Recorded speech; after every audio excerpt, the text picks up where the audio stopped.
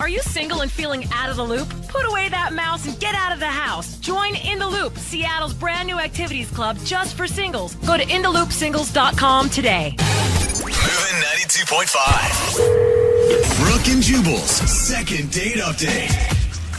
It's always annoying when you're starting to date somebody new and then one of your exes approaches them and starts telling them all kinds of lies about you. Oh my God, that's not just Like, I know annoying. I've had that happen to me a few times where I've been dating somebody new and then my ex will approach them and be like, oh, you're dating Jubal. He's such a thoughtful and good lover. And that is obviously a lie.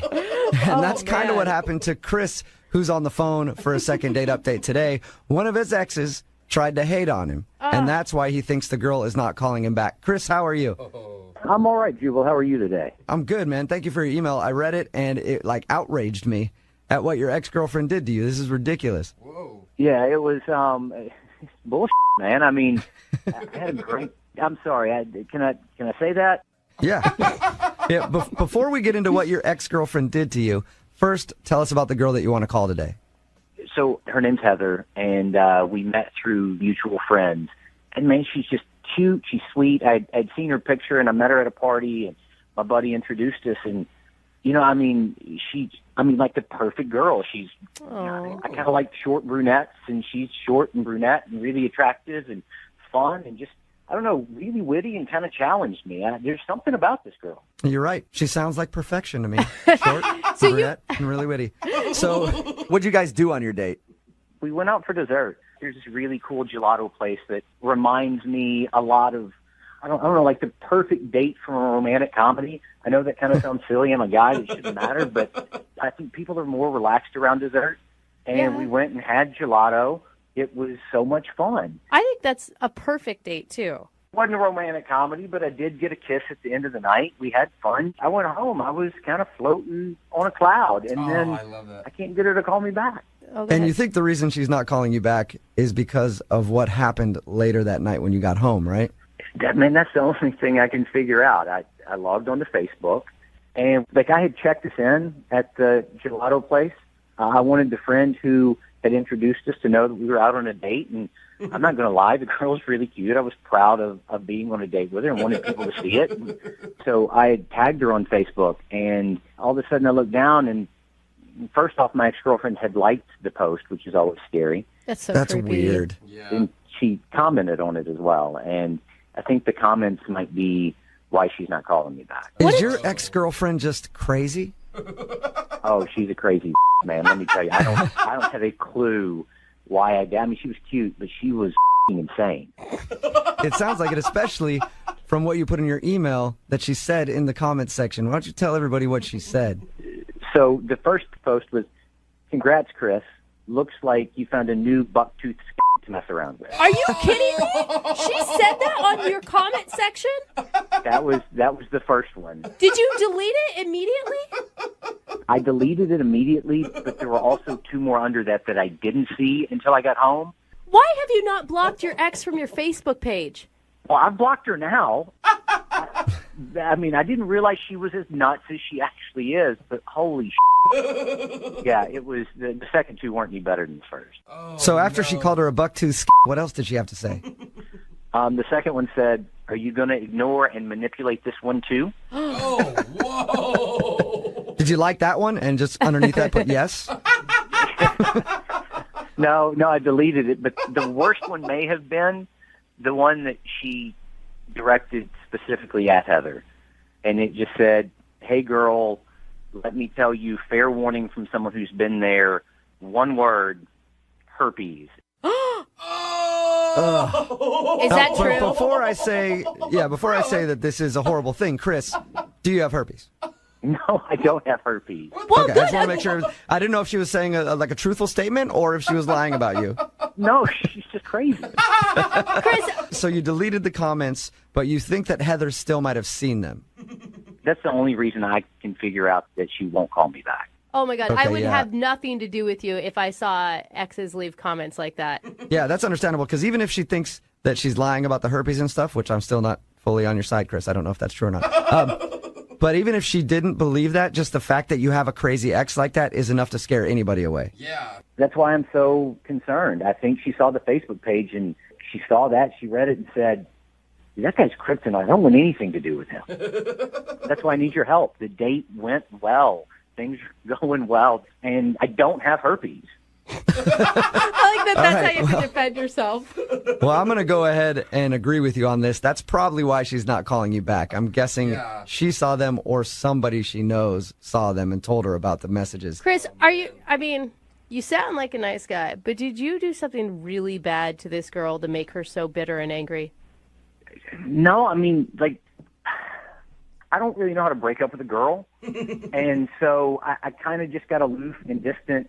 And she'd send me text messages, and I just slowly but surely not return them to the point that she broke up with me. Okay, so she's just bitter. Yeah. She's just bitter. All right, well, we're going to play a song, come back, call Heather, and get your second date update, okay? Thanks. All right, hang on. Moving 92.5. Brooke and Jubal in the mornings. Second date update. If you're just tuning in for the second part of the second date update, Chris is on the phone with us. He thinks he's not getting a call back because of a crazy ex-girlfriend. He went out with this girl named Heather. They had a good time, even ended the evening with a kiss. But then when he went back home after the date, he checked his Facebook, and in the comments section, his ex-girlfriend left a bunch of mean comments. Things like, congrats, Chris. Looks like you found some new bucktooth to mess around with. Oh, my gosh. And that's just one of them. I guess she also said, are you going to ignore and manipulate this one too? Oh. And then to top it all off, her last comment was, hey girl, let me give you fair warning from someone who's been there. One word, herpes in all caps. So Chris is guessing that Heather saw that and is like, yeah, I don't want to go out with this guy anymore. Chris, I didn't ask you this. How long has it been since you've heard from her? It's 4 days. And you didn't hear anything back after that last kiss? No, I mean, we kissed and we made plans that we would chat the next day, and then nothing. All right, well, I'm going to dial the phone right now, get her on the phone, and get your second date update. You ready? All right, thanks. All right, here we go.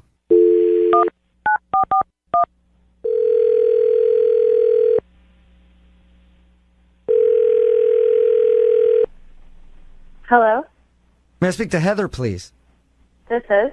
Hey, Heather, how are you? This is Jubal from Brooke and Jubal in the Morning. Okay. The radio show? Yeah, okay, yeah. No? Maybe?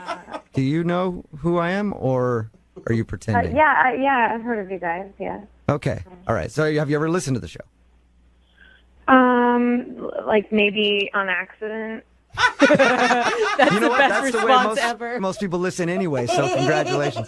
So that's awesome. Hey, I'm calling you today because we do a segment on our show called the Second Date Update. It's where you go out on a date with somebody, and then if you end up not calling them back after that date, they email us to see if we can get you on the phone and ask if something went wrong.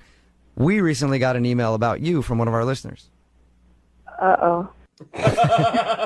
His name is Chris. You guys went out for gelato. Oh, okay. Oh, Yeah. man. Well, Chris has been trying to get a hold of you, and he's wondering why you're not calling him back. Oh, God. Oh, God, I feel so horrible. He honestly thinks I'm blowing him off. Yeah. Oh, no. He Okay. thinks that you want nothing to do with him. Oh, God. I lost my phone. Like, I lost my phone, like, 4 days ago or something, and I just got it today. Like, literally, like, 3 hours ago, I just got a new phone. That's not even a lie? I've just been, like, trying to put all my contacts back on it and everything, and, I feel so horrible that he thinks that. So are you saying you're not blowing him off? No, oh my God, no. I had a great time. I was planning on calling him like later today once I got all my contacts back and everything. Well, that's pretty anticlimactic. I was hoping you had something terrible to say about him, but Oh, no. Sorry to disappoint you. I really liked him. We had a great time. Oh, that's so well, cute. in that case, Could you like email him or call him and tell him that I will be calling him later tonight? I could do that, but why don't you just do it yourself? Because Chris is actually on the other line listening. Hey, Heather. What? Hi. Hi. I'm sorry to put you on the radio and have these guys call you.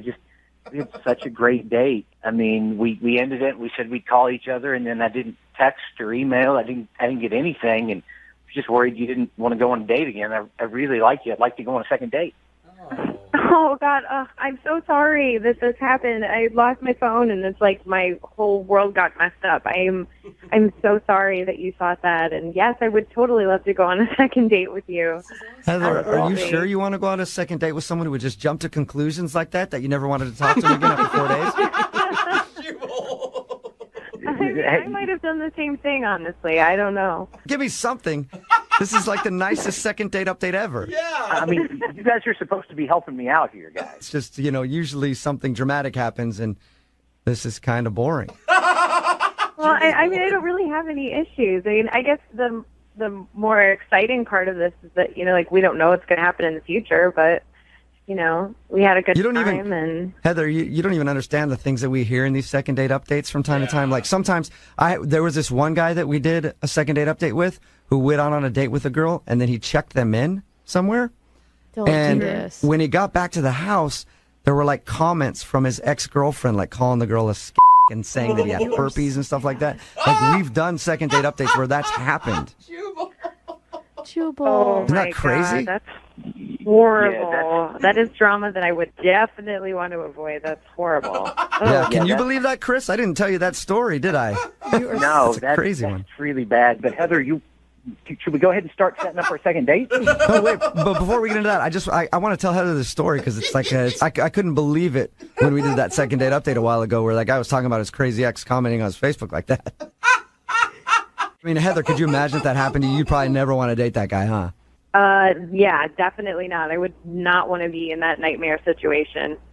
Yeah, I think most people wouldn't want to be. I mean, with a crazy ex like that and then like claiming that the guy has herpes. Oh my God, what? Oh, that's awful. Yeah, that's another thing she said. In that guy's defense, what if none of that was true? Like, I'm just standing up for that guy. What if none of that was real? Oh, you're just standing Yeah. up for that guy, huh, Chris?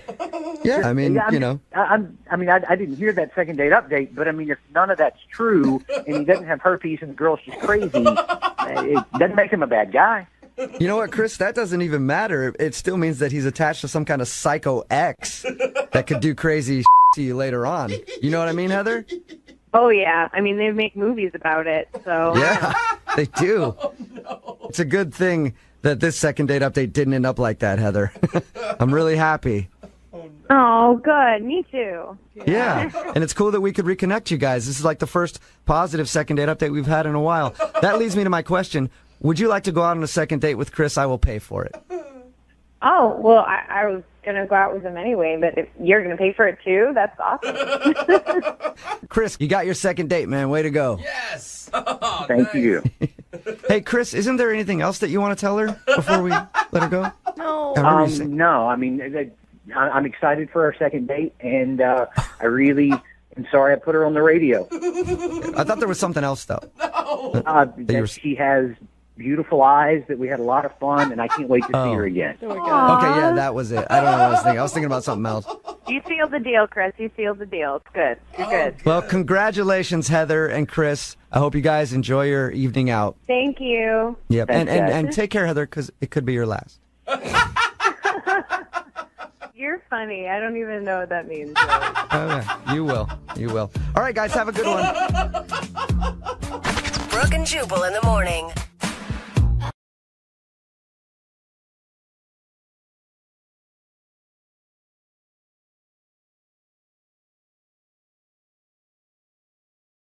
For a date, so What? I don't think that's technically called a date, Henry. illegal? Also, I think, yeah. I've paid a lot less, so I think you're kind of getting swindled. Maybe I should introduce you to some people. Oh, my God. How you doing, Henry?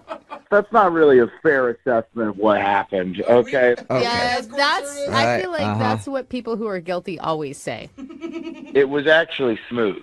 I don't want to know any of those details. Just, Good thing it wasn't bumpy. yeah. First of all, what's your date's name? Her name's Tara. Tara. Okay. And where did you meet Tara? So I met Tara at my dry cleaning place. Okay. But there wasn't like an ad for her or anything, right? She wasn't standing outside at a seedy strip mall where your dry cleaner is, and you're like, "Hey, I'll pay you $100 to go out with me." No, that's not what happened. So basically, she's the girl at the counter. Oh, okay. Oh, she works there. Okay. She's super pretty. She's always smiling and nice when I go in there, and I go in there a pretty good amount. Okay. Your shirts just keep getting more dirty and more dirty. Every day. Yeah, God, I got to go in there again. Yeah, it's crazy. Every single day I spill something. Yeah, Yeah, weird. wild. Okay, so you've seen her a bunch, and what made you finally get the nerve to ask her out? So I was looking for an opportunity, but, it doesn't always pop up. But basically, a lady brought in 6 dresses while I was in there. Yeah. And, the lady left. And I turned to Tara and I said, I'll give you $50 to wear one of those dresses out with me. What? Oh. That's a weird ask. Yeah, but it's a little bit baller, right? It's like a proposition. yeah. But then it's also strange to be like, that's the dress I want you in. Right, and it's also, I'm sure, breaking company policy. I mean, I hope they're not wearing other people's clothes randomly. Breaking company policy is kind of the whole point. It's like a little dare. Oh. Then she gets to go out with me. Yeah, I dare you to wear a stranger's dirty clothes and come on a date with me. I think she'd clean them first before she wore it out. Did she take you up on it? Yeah, well, so then she was like, no way. There's no way you're going to do that. And I was like, $100. Oh. Okay. Wow. That's where the $100 comes in. So she actually decided to do it for $100? Yeah, she said, okay. Everyone has a price. Okay. Yeah, $100 was Tara's price. Wow. How was the date? Did she actually show up in somebody else's clothing? She actually did, and it was hilarious. Oh, my God. That's funny. I hope it was actually a good-looking dress that fit her and not some, oversized 65-year-olds. Or super tight. Right. She looked good. I know how to pick them. I know how to pick dresses. Oh, that's weird. That's Okay, not creepy. people. I don't know how to pick people, but dresses.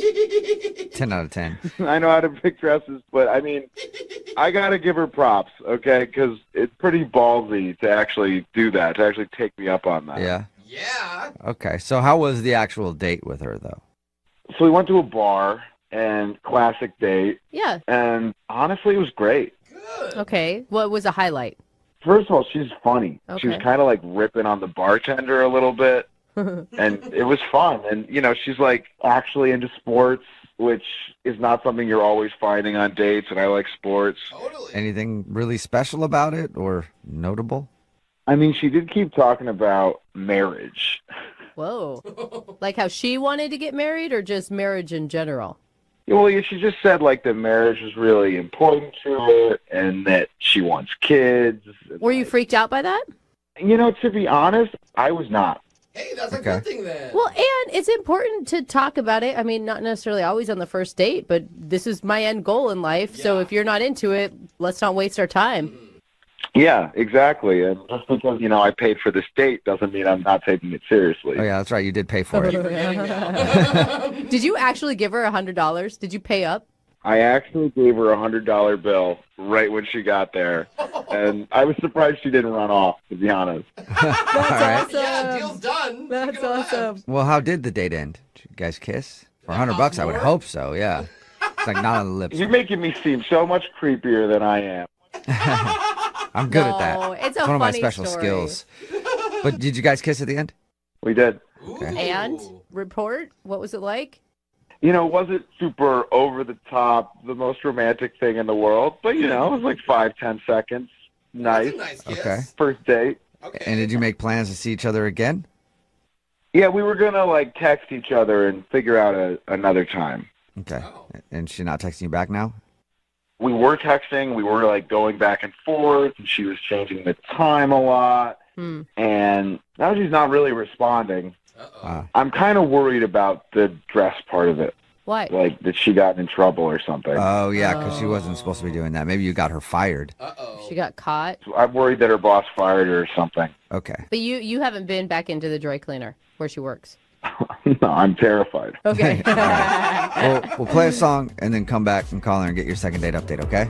All right, cool. Okay, thank you. Moving 92.5. Brooke and Jubal in the mornings. Second date update. I must be getting my clothes dry cleaned at the wrong place.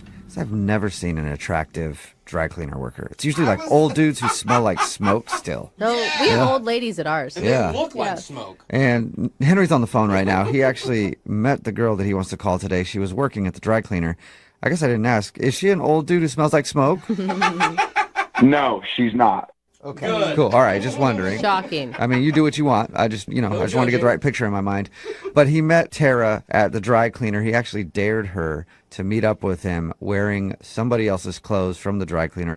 He paid her $100. He bet her $100 she wouldn't do it. She did it. They had a fun date. They even kissed at the end of the night, but now she's not responding to any of his text messages. So we're going to see if we can find out why. You ready to go?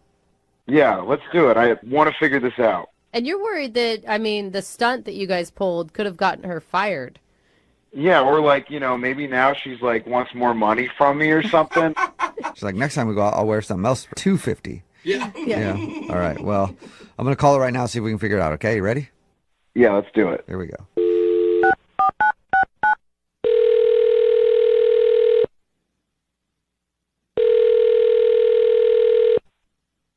Hello? Hi, is this Tara? Yeah. Hey, Tara, how are you? This is Jubal from Brooke and Jubal in the Morning. Oh, I'm sorry, I'm not familiar. Brooke and Jubal in the Morning is a radio show. Oh, okay. Probably still not familiar, huh? No. Yeah, I didn't think so. I'm calling you today because we got an email about you from somebody who listens to our show. Okay. His name is Henry. Henry? Yeah. You remember him? Yeah, why did he talk to you about me? I'm sorry, I'm really confused.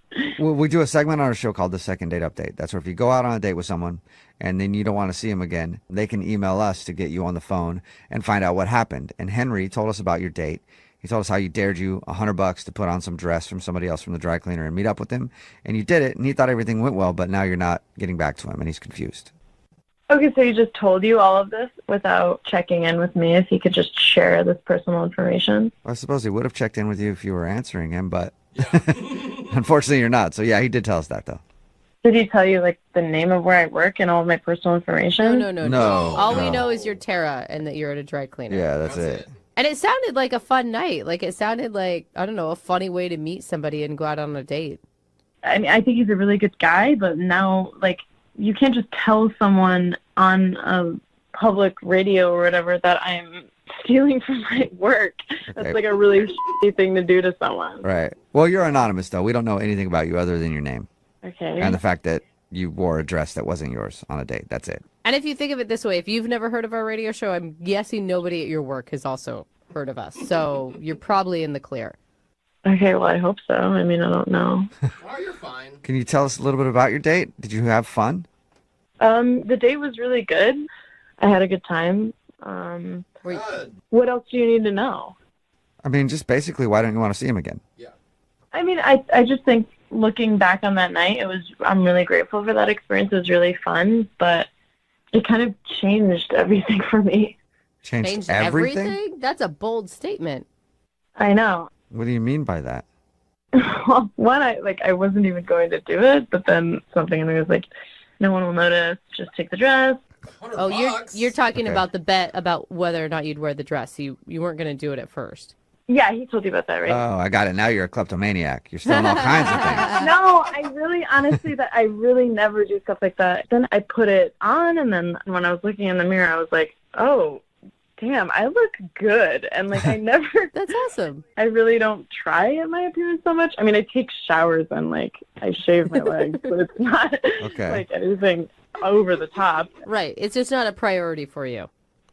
No, but then after I put that dress on, it just totally changed the game for me. And I was like, suddenly people that I never would have like hit on, or they wouldn't hit on me, like they were just like noticing me. And after the day, I actually wore it more. And when I was out with just friends, people were just like asking me out left and right. And yeah. So the dress that you took from the dry cleaner, you actually like it a lot. No, I love it, and I'm never giving it back. Oh my God. No, what? I feel like it has this magic power, and all of these guys that I would think were way out of my league, wouldn't even dream or fantasize about kissing, are suddenly like, I'm trying to get them off of me. Oh my God. Wow. I want to know what this dress looks like. I want to wear the dress. It has a good cut. It has a good cut. Are you in the dress right now while we're on the phone with you? No, but it's very close by. Okay. Oh my God. So you just want to go out and date. You don't want to be tied down to one person. Yeah, I mean, kind of. I've never really done this before of like just dating a lot of people and like. Plus, you can't date somebody for a long time because they're going to know you only got one dress. So. But I'm meeting people that are so much more attractive than like Henry or anyone that I've ever been on one date with. Oh. Okay, that's That was honest. that's what it is then. That was honest. Because of that dress, you've been dating up. I feel bad for saying it, but yeah. Okay. Oh, no. Well, I Okay, feel bad well- for not saying this earlier, but Yeah. Henry's actually on the other line listening and wants to talk to you. Ouch. What? Are you serious? Yeah. He heard that. Wait, Henry? no. Henry, You all right, buddy? Yeah, I'm here. Ouch. how you feeling right now? Tara, are you serious? Are you making this up? I mean, no, but I'm sorry. I didn't know you were on the phone. I'm just kind of being honest right now. Are they really better looking than me? Really? Oh. I find that pretty hard to believe, okay? I'm a very good-looking guy. I have clean suits that I wear. Oh. I know. I clean them. That's a good point. She's not saying that you're ugly, Henry, at all. She didn't say that. No. She's saying that she's upgraded from ugly to good-looking. Yeah, she did say that. That's not exactly what she said. I did not say that. I did not say that. Well, what did you say then? Because that's sure what it sounded like.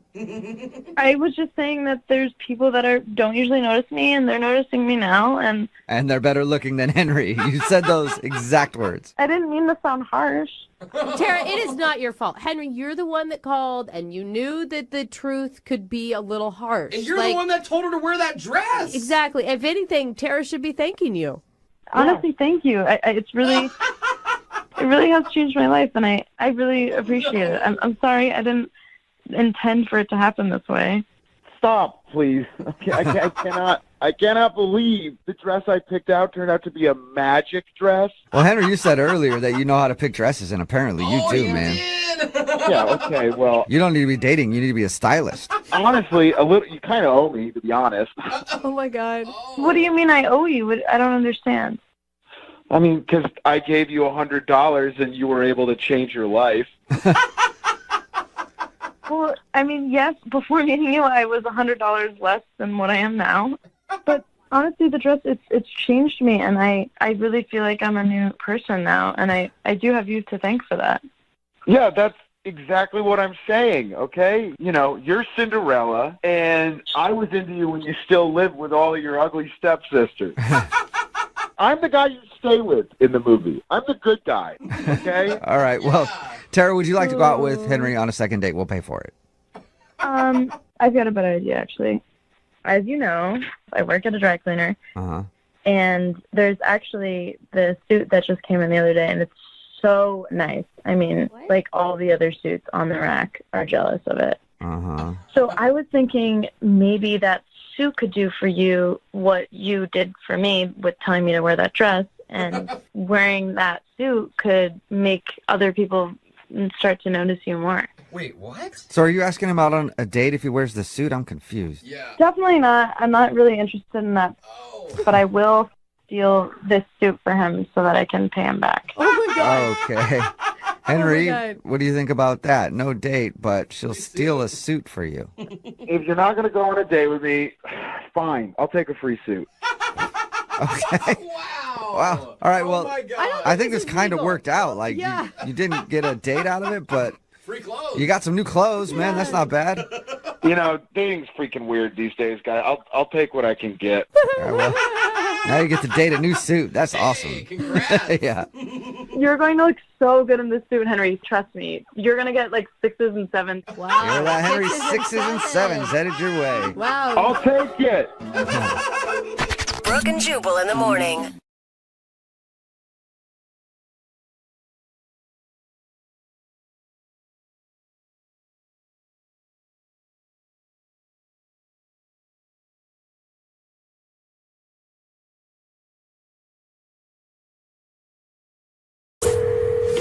Brooke and Jubal's second date update. The guy on the phone for a second date update today probably knows why he's not getting a call back, because in his email it said, "Hey guys, I need help. I called my date an idiot and now I need to apologize." Oh, yeah. That's usually going to ensure that somebody's not going to call you after a date when you call them an idiot. What's up, Chris? How are you? Hey, how you guys doing today? Pretty good. Idiot. We'll get to you calling your date an idiot in just a second, but first, what's the idiot's name? But her name is Babette. Okay, I did, but I didn't. Yeah. Where did you meet Babette? I met Babette out of the club, and I don't always meet women at a club. It's always so difficult, so loud and everything. But I instantly hit off with her. It's weird. Okay, did you use a line or anything to approach her? Or? I don't have to really use lines. I just kind of use some swagger, you know? Just call him an idiot a few times and then it's putty in your hands. Oh, man. No, I'll get to that part, all right? At first, it was great. We're talking, we're dancing. We weren't even drunk. We had, like, one drink, and Wow. I found out that she had a bunch of mutual friends of mine. I mean, literally, like, 100 friends in common on Facebook. Whoa. I mean, and they're, like, real friends, though. People, like, I really see. All 100 of them? Maybe half. Maybe Okay. half of them. Yeah, that's Facebook. All right, so you had a lot in common with her. Yeah, and it just felt right. And for a while, we went back to my place, had a very great night. Woke up early and had some breakfast. Oh, sorry. So, I know, I was just wondering, she stayed the night then? Oh, yeah, I don't want to brag, but, like, it was good. It was really good. Yeah. Okay. It's the swagger again, I'm It's guessing. the swagger. It Yeah. was nice. It was really, I didn't even use the word lovely, frankly. Oh, Okay, that's so sweet. you That's had nice. a lovely evening, and then she woke up at your place the next day. And when did the idiot thing happen? All right, it wasn't like I woke up and called her an idiot. All right, we had breakfast. You enjoy your night, idiot? Good morning, idiot. Yeah. That's not what happened, guys. All right, I woke up and she woke up, and we went and got breakfast, and we walked around, and just were hanging. It was easy. It was just like I felt it. Yeah. When you say you felt it, I mean, are you thinking that this could have turned into a relationship for you? Oh, 100%. Okay. She just felt like someone I want to hang out with, just be around. Mm-hmm. I even brought it up with her. I even was just half joking, but really kind of being serious, asking her if she could see us in the future together. All right, and did she seem down with that? Yeah, she smiled and she said, sure. And it was nice. And then we were just laughing about it and talking about, like, what happens when we get together? Who does what chores? Oh, okay. So you're really talking future stuff together. I was just kind of joking at first, and then we got into it because, she likes to cook. I do dishes. So it's the perfect combination there. And she works in finance and better with money, so I'll do the yard work. Okay. You make the money. Yeah, she I'll writes make the things checks. pretty for you. Yeah, but we got over a bunch of stuff, just joking about it. But then I brought up laundry, and at first it was kind of playful, but she didn't like laundry, doesn't. She really doesn't. Like to a point where she was getting upset about it? It's like her whole demeanor changed. She was this amazing, amazing woman, and then I bring up laundry, and it was like I mentioned somebody murdering her father back in She got that mad just at the thought of maybe doing laundry one day in a relationship with you. To be fair, she explained that it was because her ex-boyfriend just kind of leached off her and made her do it. So I get that. I get that. She doesn't want another situation where some guy's just making her do clothes. And I'm not that guy. That's not what I was trying to say. It just kind of came out that way. And then as we were joking a little more about the laundry, I thought joking she was getting serious. I was like, oh, you're just being an idiot. Oh, there it is. Yeah, then So that's when you called your date an idiot, and probably the reason she's not calling you back. I wasn't trying to call her a real idiot. yeah, but it sounds like what you were saying is you have to do the laundry in a relationship. You're the woman, and now I think that if you disagree with that, you're an idiot. No, it's that she's making this big deal about doing laundry. It's our first time hanging out. We met the night before, and we're just talking about small things. And I called her an idiot because she's making a big deal about something that's not a big deal. It's laundry. Yeah, and now she's making a big deal about getting called an idiot, Yeah. probably. That never feels good when you're on the defense already. Now you're an idiot for being too emotional over a subject that we brought up. Like, I get what you were saying, but I can also see where on her side it would make her angry. I didn't think about it that way. That makes me want to apologize even more because I want to let her know. Heck, I'd even do all the laundry. Hey, that's good. What was her reaction after you said that? Did she instantly get pissed? Yeah, that's when the date ended. She had to go. She had Really? Yeah, she had to do some work. No, she didn't. Wow, Yeah, she didn't have to do laundry. anything. Yeah. She just had to get out of there. I know, but I felt like I lost my charm at that point, so I couldn't really Yeah, fight back. you guys hung out for almost 24 hours, it sounds like, and then suddenly you get into a fight over laundry that hasn't even happened. You know, it was really stupid, and I realized that I'm the idiot in this whole thing, so I was just hoping you guys could maybe help me get out of this. All right, well, we can try. We'll play a song and then come back and call her and get your second date update, okay? Guys, thank you so much. I really hope you can help save us. All right, man, hang on. Moving 92.5. Brooke and Jubal in the mornings. Second date update. All right, let's call this idiot. Oh my Just gosh. joining us for today's second date update, Chris is on the phone, and the idiot that we're about to call, her name's Babette. Why am I calling her an idiot? Because Chris did on their date. Apparently they met at a club. They had a really great night together. Chris actually said he enjoyed it and thought it was a wonderful evening. They spent the night together, and the next day they went to breakfast, and they were talking about stuff, even like discussing future plans if they were to actually get in a relationship.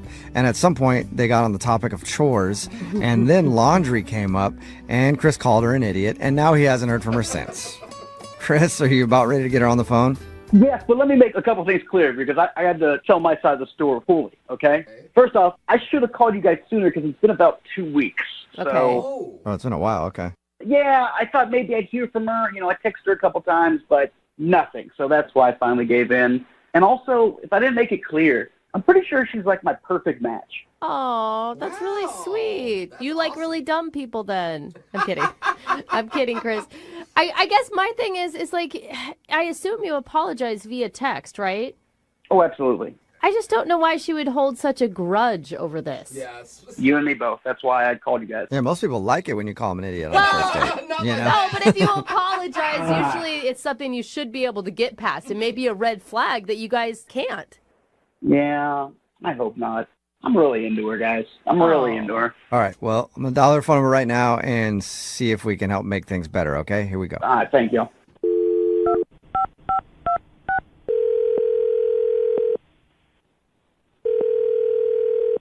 Hello? Hi, can I speak to Babette, please? This is she. Hey, how are you? This is Jubal from Brooke and Jubal in the Morning. Who is this? Jubal from Brooke and Jubal in the Morning. It's a radio show. Okay. How are you doing? I'm good. What is this about? We do a segment on our show called the Second Date Update. That's where if you go out on a date with somebody and then end up blowing them off after, they can email us to get you on the phone and find out what happened. And one of our listeners actually emailed us about you. Wait, somebody contacted you about me? Yeah, Congratulations. his name is Chris. And I guess it's been about 2 weeks since you guys hung out. Okay. You remember going out with Chris? Yeah, I remember. Are you still mad at Chris? Because you sound kind of angry in your voice. Yeah, I'm not happy about it. Is it because he called you an idiot? Yeah. Yeah. Actually. I hear that turns people off sometimes. Yeah. It's like that. I'm actually surprised that he told you guys that he did that. Yeah, he told us all about your date, and I guess he feels really bad, too, that he called you an idiot. He meant it And playfully. he said he's tried to apologize to you and everything, but you just are not returning any of his text messages or phone calls. Yeah, I'm not going to because somebody who calls you an idiot on the first time that you meet after you just spent the night with them, I mean, I don't, like, what else is to come from that? But wait, hold on, though. I mean, like, he said that you guys got into an argument about future laundry chores, and you were getting really heated about it, and that's when he called you an idiot. And what he meant was, like, you're being an idiot that we're getting so worked up over this. Still not a nice thing to say, I get it, but you have no way or room for forgiveness there? I mean, I just feel like this is not how I expect to be treated and how I want to be treated. So why am I going to set the bar so low so that someone like this can basically be, like, verbally abusive to me? Okay, I feel like verbal abuse there is going a little bit far. Okay, but he just, you know, triggered me, and it all went back to doing my most hated chore. You know, I hate laundry so much. I didn't go to school all these years to, like, do laundry for somebody. So did he actually say that he wanted you to do his laundry? I mean, not exactly, but it was kind of implied. But I think he was trying to be cute. Like, look we're going to have a life together. Isn't this cute? And we're talking about our future. I know, but I hate laundry. Yeah. Like, I Yeah. hate laundry. I feel you on that one. mean, I think everyone hates laundry. Honestly, you guys, it doesn't matter anymore. I actually met somebody else who does not talk about laundry. So I've moved on. All right, well, maybe you can put it in the present for just a second because Chris is actually on the phone and wants to talk to you. What? Babette, is that true? Are you Oh my already seeing God. another guy? Yeah, I am actually. And he's nice and he's sweet and he's less argumentative than you and he doesn't talk about chores. I mean, first off, I'm sweet and I'm kind and I'm willing to do chores. It was just a little cute conversation. Have you even talked to this guy about doing dishwashing? Because I'll dishwash all We day. haven't talked about that. Oh, well, maybe you should. If you're going to spend the rest of your life with this guy, you might want to get these I'm not things out. saying, I'm not saying that I am marrying this guy. I'm just saying I met somebody who makes me feel like he is safer. Yeah, Chris, I also feel like you move a little fast in relationships. Like, I always thought I used to move fast, but damn. Like, one date you're already talking about laundry, and then she starts dating a guy for what? How long have you been dating this new dude, Babette? We've only been on a couple of dates, but I can actually already tell that he is a less intense person than Chris is, so... Yeah, I mean, and Chris is already assuming that you're going to marry this guy. Yeah, Chris, what is that? I wasn't assuming that she's going to marry him. I'm just saying, we had something real. And I thought, you might be very special for me. And I'm willing to compromise here, okay? How about I do the whites? What? You do the color. No, dude. Chris, are you not understanding or hearing what she's saying? It's not about who's doing whites and who's doing colors. It's about you chilling out a little bit and stop having hypothetical fights. Yeah. Yeah, Chris, why are we even talking about laundry still? I mean, we had this conversation 2 weeks ago, and we're still talking about it now. On the radio, for that matter. Yeah, because I'm apologizing, and I'm telling you that I'll do half the laundry. I'll even fold it. I'll fold it, too. I don't think it's about the laundry anymore, Chris. Yeah. But she's saying it is. No, she's not. She's saying that that's what sparked the red flags that came up for her, that you're too much. And I'm willing to pick up those red flags and wash them. Like I'm saying. Oh, my God. They'll mix them with the white ones. So you got a pink flag, and then everything's all messed up. Then you'll love her. Yeah, then you're sending some weird signals. He is funny. I'll give him that. He is funny. I'm not trying to be funny, okay? I'm trying to be very serious about something that felt so right and so real that's getting ruined by a stupid little argument. I'm willing to do what it takes.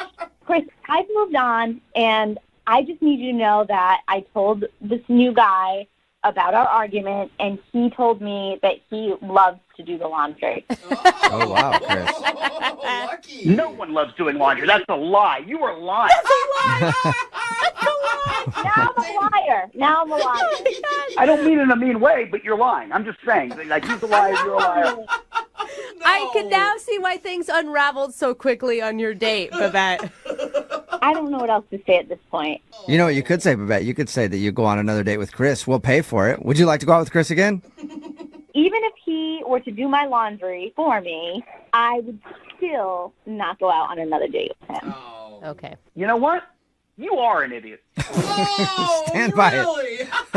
Exactly. Good call, Babette. Good call. Do you see what I mean, you guys? This is why he is not the right match for me. Yeah, you called it. Look, again, I'm sorry. It's just it's my emotions because you're the one, and I feel so strongly about you, and it just comes out in me calling you an idiot sometimes. He just loves you, Babette, when you're not being an idiot. That's all. All right, I think I've reached my quota about talking about laundry and idiots, so I have to. All right. Thanks so much for calling. Yeah, thank you, Babette. Chris, sorry, man. No second date. Guys, I'm shocked. I don't know. Where do we go from here? How are we going to get her back? I don't think we are. I think Yeah. we're going to live our lives alone without Babette, Chris. You need to give up on that dream. All right. Well, plenty of other idiots in the sea, right, guys? I guess so. That's what they say. Brooke and Jubal in the morning. Text in at 78592 said, I don't know why she was so upset. I love doing laundry. talking about today's second date update. If you missed it, Chris wanted to call this girl Babette. They met at a club and hung out all night, even had breakfast the next day. And Chris thought the reason he wasn't getting a call back was because at one point during their date, they were discussing future plans, like if they actually had a long relationship. And chores came up in the conversation. And Chris said that he would do the dishes if she did the laundry, which made her very upset. Yeah. And then that made him upset, and he called her an idiot. But he thought it was just playful banter. And then we got her on the phone and found out that she was actually very offended when he called her an idiot and said that she hates doing laundry so much it completely ruined their first date. She also wasn't calling Chris back because apparently she's been dating another dude who she says is less argumentative, and they don't talk about laundry at all, which is probably a good thing. Laundry's a trigger. Well, Yeah. You know what's going to be an issue, though, if you're already fighting about chores that haven't even begun yet, Yeah, right? totally. Like, Chris was heartbroken though, and did want another date. He said he'd even chip in and do some of the laundry, oh, wow. but Thanks, Chris. she said no. Imaginary laundry. Yeah, so they're not going out again. Remember, if you want to do a second date update, all you have to do is email the show, and we'll call the person who didn't call you back. Move at 92.5.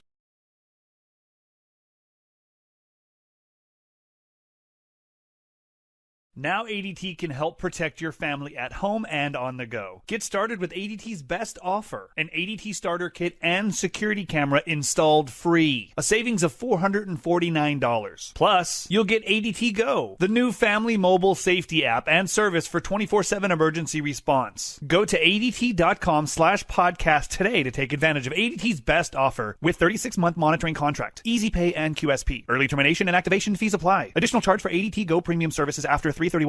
Certain markets excluded. Licenses available at ADT.com. Offer ends April 1st. Moving 92.5. Brooke and Jubal in the mornings. Second date update. What happens when a beautiful single woman shows up to a church event full of 20-something dudes? Oh, gosh. Well, Mayhem? they probably all have to start praying because they're thinking all sorts of bad thoughts. And I wonder if that's what happened to Keith, who's on the phone today to do a second date update. He says he met the girl that he wants to call at a church function. And Keith, when you saw her walk in, what impure thoughts were you thinking? What were they? Guys, I'm embarrassed, guys. I don't really want to tell you that. Oh, sounds like someone used the hymn book in a strategic place when he stood up. No, it wasn't in church that I met her. You know, it was at a church function. It was like a singles barbecue. And yeah, it was like a nice day. And I've been going to this thing for 4 years. Oh, no. For 4 years. Wow. And were you standing with your church buddies and you saw her walk in? You're like, dude, that chick, man. Oh, she looks like she could pray for hours. I would pray her so hard. No. We were standing there, and, you know, I was with my boys, and they saw her first, and they started talking and almost catcalling her. And I was like, guys. At a church event? Listen, like, you have no idea. There's a lot of pent-up something going on with these guys at a church event. When a pretty girl walks into one of these barbecues, I mean, you know, you can go a year or more without seeing anything. And then finally, like, a pretty girl walks in, and like everybody gets like, woof. They start. All right, so these church singles barbecues are a lot like a construction site or prison. It sounds like. I mean, yeah. Unfortunately, embarrassingly, yes. I haven't seen a pretty woman in ages. Yeah. So, Keith, were you able to restrain yourself and actually be a gentleman when you talked to her? Yes, I was. The guys around me swarmed her. Like, can I get you a plate of food? You know, do you want to go for a walk? And I was like, okay, well, I guess I'm going to hold off. I'm going to play it cool because sometimes, you know, if you play it cool, then maybe they'll get interested in you. Like, why isn't he talking to me? Well, Right. Obviously you're the expert, seeing that you've gone to this singles event for 4 years. Your game is not working very well, Keith, is what I'm trying to say. You might be right. You might be right. All right. So how'd you guys actually start talking then? Well, into the evening, they start to do games. They'll do like these little sort of fair games, you know, and amazingly, out of the luck of, well, maybe it's God's plan, I don't know, she was paired up with me. Oh. Ooh, nice. Yeah. Divine power at its best. That's right. Let's hope. But so she and I ended up playing this egg toss game where you stand close to each other, like 5 feet away, and you throw an egg and catch it. And you keep going a little further and a little further, and eventually you get like 20 we were probably 15 feet away from each other, and she throws the egg, but she threw it too hard. When it hit me in the mouth, Oh, gross. I did fall down on the ground. Whoa. And I started coughing and trying. It was hard to breathe for a minute. And This sounds dramatic. I got to tell you, it's embarrassing. But what was nice about it, I'm going to tell you, she ran right over to me, and she was standing over me, and she was very apologetic and very sweet. And she said to me, "What can I do to make this better?" And this is where I got brave. Oh, nice. I said, "What if you go out to dinner with me on Friday night?" Whoa. All right, way to seize the opportunity. Yeah. What'd she say? Did she think that was cute? Well, she laughed, and she said yes. All right. Okay. So did you guys actually make it to dinner, or were you so injured from the egg thing you never actually went out?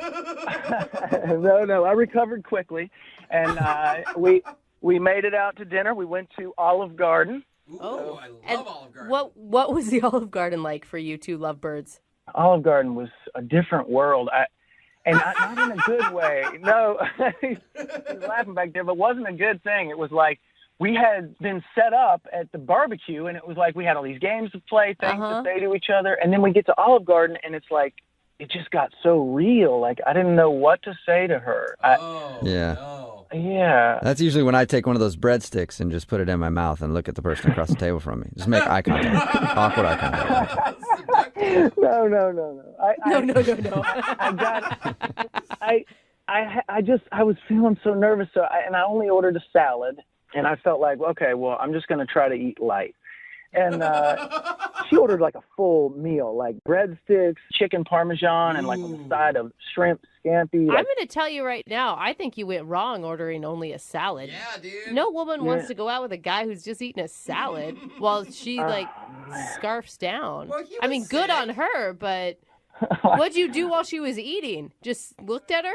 You know what I did? I took my time, eat my salad one bite at a time, and I just kind of tried to wipe my mouth after each bite. Oh. Just spread out the salad for an entire 3-hour meal. One salad. Well, unfortunately, I wish it had lasted 3 hours. It was only about probably 28 minutes total. I think I timed it, which I shouldn't have done. Probably. Well, yeah, it was 28 minutes. And what she did was she got up at the end and she said, "Thank you very much for dinner."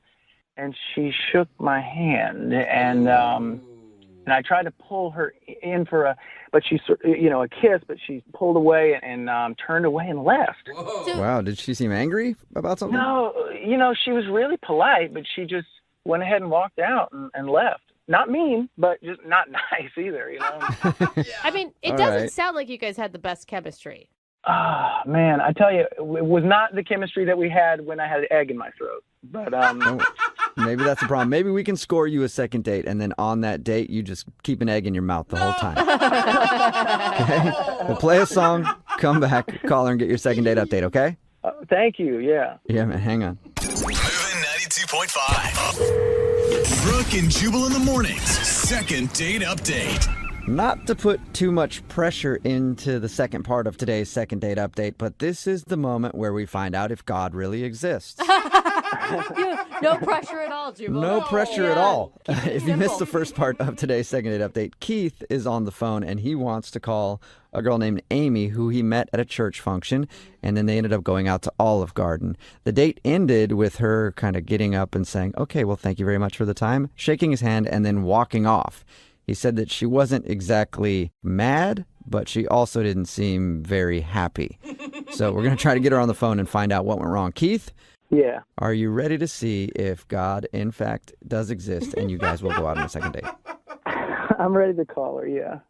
Okay. I will say, Keith, your date only lasted 28 minutes, and I don't think that that's fair of her. I think she should have given you more of a chance. Obviously, you were nervous. Doesn't sound like you drink alcohol, which is always my go-to to make myself more relaxed. So I'm hoping that you get another chance at this. Thank you for saying that. I don't know why it ended so early. Hopefully she'll tell us. Okay, I'll dial her phone number right now and see if we can get her on the phone, okay?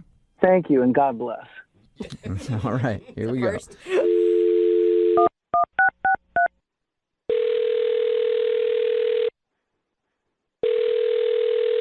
Hello? Hi, can I speak to Amy, please? This is Amy. Amy, how are you? This is Jubal from Brooke and Jubal in the Morning. Who is it? Jubal from Brooke and Jubal in the morning? I don't know who that is. Well, Jubal would be me, and Brooke and Jubal in the morning is a radio show, and Brooke would be the Brooke part of that whole thing, Hey, Amy. and Jose would be that dude you hear right there. So What is going on here? it's a radio show, and one of our listeners emailed us to see if we could get a hold of you. Who? Well, his name is Keith. Keith? Yeah, Keith. Keith from the church thing? Yes, Keith from the church thing, the guy that you met at like a singles barbecue, and then you went with him to the OG. The OG. The OG. The Olive Garden. Olive Garden. Oh. I mean, yeah. if you're not hip enough with the OG slang. Yeah. I'm just confused as to why you guys are calling. Well, we do a segment on our show. It's called the Second Date Update. So Keith is wondering why you kind of left your date early and then haven't been responding to his text messages or calls. Is this for real? Yeah. Yeah, it's 100% for real. very Keith really real. liked you. He said he had a good time. He said a lot of nice things about you, but he's confused why you don't want to see him again. I'm confused as to why he would even call me back. But What? Really? yeah. He said, like, that you were awesome and gorgeous and you guys had fun at the barbecue. Well, I felt really bad because we played some like games. One of them was an egg toss, and I threw it kind of hard. Maybe I wanted to get out of there. I don't know, but it kind of went in his mouth and it got stuck there. And then Yeah, he told us about the whole egg fiasco. But then he says after that he asked you out. You said yes, and he thought you were having a good time at the Olive Garden until you took off. Well, we were having a decent time. I mean, he was a nice enough guy. He was. It's just that, I ordered a bunch of stuff, and he told me order whatever I want, but he only ordered a salad. And so I said, well, how come you're not eating more? And he said that he couldn't really afford it, but he'll pay it back, and he was borrowing against the collection plate. Wait, what? Borrowing church money? Wait, you can't borrow money from the... So wait, he So steals... he grabs it out of the collection plate. Listen, I don't know how he does it. All I know is he said he pays it back. So I just was out of there. I had to go. Yeah, you're That's like crazy. guilty by association if you're eating a big meal at the Olive Garden on the church's tab. Yeah. Right. Not even That's on the church's tab, like on people who's donating their money to the church's tab. I felt so guilty. I just had to get up and shake his hand and go, like I thank you, but no thank you, Oh, Yeah, I had no man. idea that you could use that as a loan, too. I got to start going to church You again. can't, Jubal. No. I mean, what's crazy to me is that he told you this without thinking anything was wrong about it, is what it sounds like. That's the whole thing is he didn't think there was anything wrong with it, and that his whole thing was that he was going to pay it back, so that makes it okay. Like, I don't think so. Wow. All right, so... Excuse me, guys. Can I just say, hey, it's me. It's Keith. Can I say something? Yeah, you can, Keith. You were supposed to wait, but I'll just tell Amy right now. Amy, Keith is on the other line listening and wants to talk to you. what is going on? Keith really wants to talk to you, so he was waiting until his moment, and I guess he found his moment. There it is. Amy, listen, you're getting it all wrong. Look, I just borrow money from the collection plate, and then I pay it back on Sundays. That's it. That's not okay, though. Like, I don't understand that. No, Amy, it is okay. Like, I do it all the time. I do it, like, literally every weekend, and there's never a problem. Oh, my God. Guys, I don't know why everyone is freaking out about this. I pay it back. It's not like I'm stealing from God. I pay the money back. Lord. Keith! Lord. No. Yes, how do you even do it? Are you just, when it comes to you, you're just taking the money and... No, I mean, I work behind the scenes, and I take the collection plates back, and I, look, every time I replace the money, every Sunday that I took from the week before, I replace the money. Okay, so I guess it's not really stealing if you're No, giving them the it is. same amount No, back, or is it it's- still stealing? I don't understand. They're out money for a whole Okay, week. look, you're making me sound like a bad person here, and I'm not a bad person. I mean, I go to church. Okay. I don't think that's You're the right. qualifier. Amy, Father doesn't know, but I think he has an idea, and he's okay with it. Oh, you think he has an idea? Maybe. He didn't tell you it's okay. It's stealing. It's not borrowing. Amy, you are judging me right now, and I'm praying hard for you, but you are judging me. Don't pray for me. Pray for yourself. You're a criminal. On that note, I'm praying for both of you to go out again on another date. No! Amy, would you like to go out with Keith one more time? I guess the Lord will pay for it. But if not, then we'll pay for it. Well, they have to, because otherwise he's going to have to go on the collection plate and take it again. I can just pay it back. No, Keith, you have to stop this practice, like, right now, okay? It is not okay. There's nothing about it that it's okay. Amy, do you want to go out again? Not really, Keith. This whole thing has just left a bad taste in my mouth. No, I'm good. Well, that's disappointing, you know. And if I do see you at church days or another church function, I don't know what I'm going to do. I don't know if I'll come up and talk to you. I don't know. Maybe I'm... Whoa. Keith. You're a wild card, Keith. That is some strong action. You are an outlaw. No, I'm not. I'm not an outlaw. I'm a man of God, and I'm also human, and I deal with emotions like everybody else. All right, well, I'm sorry you didn't get a second date, Keith. Thanks for trying, Jubal. Yep. Yeah. And Amy, thank you very much for being honest with us. I appreciate that.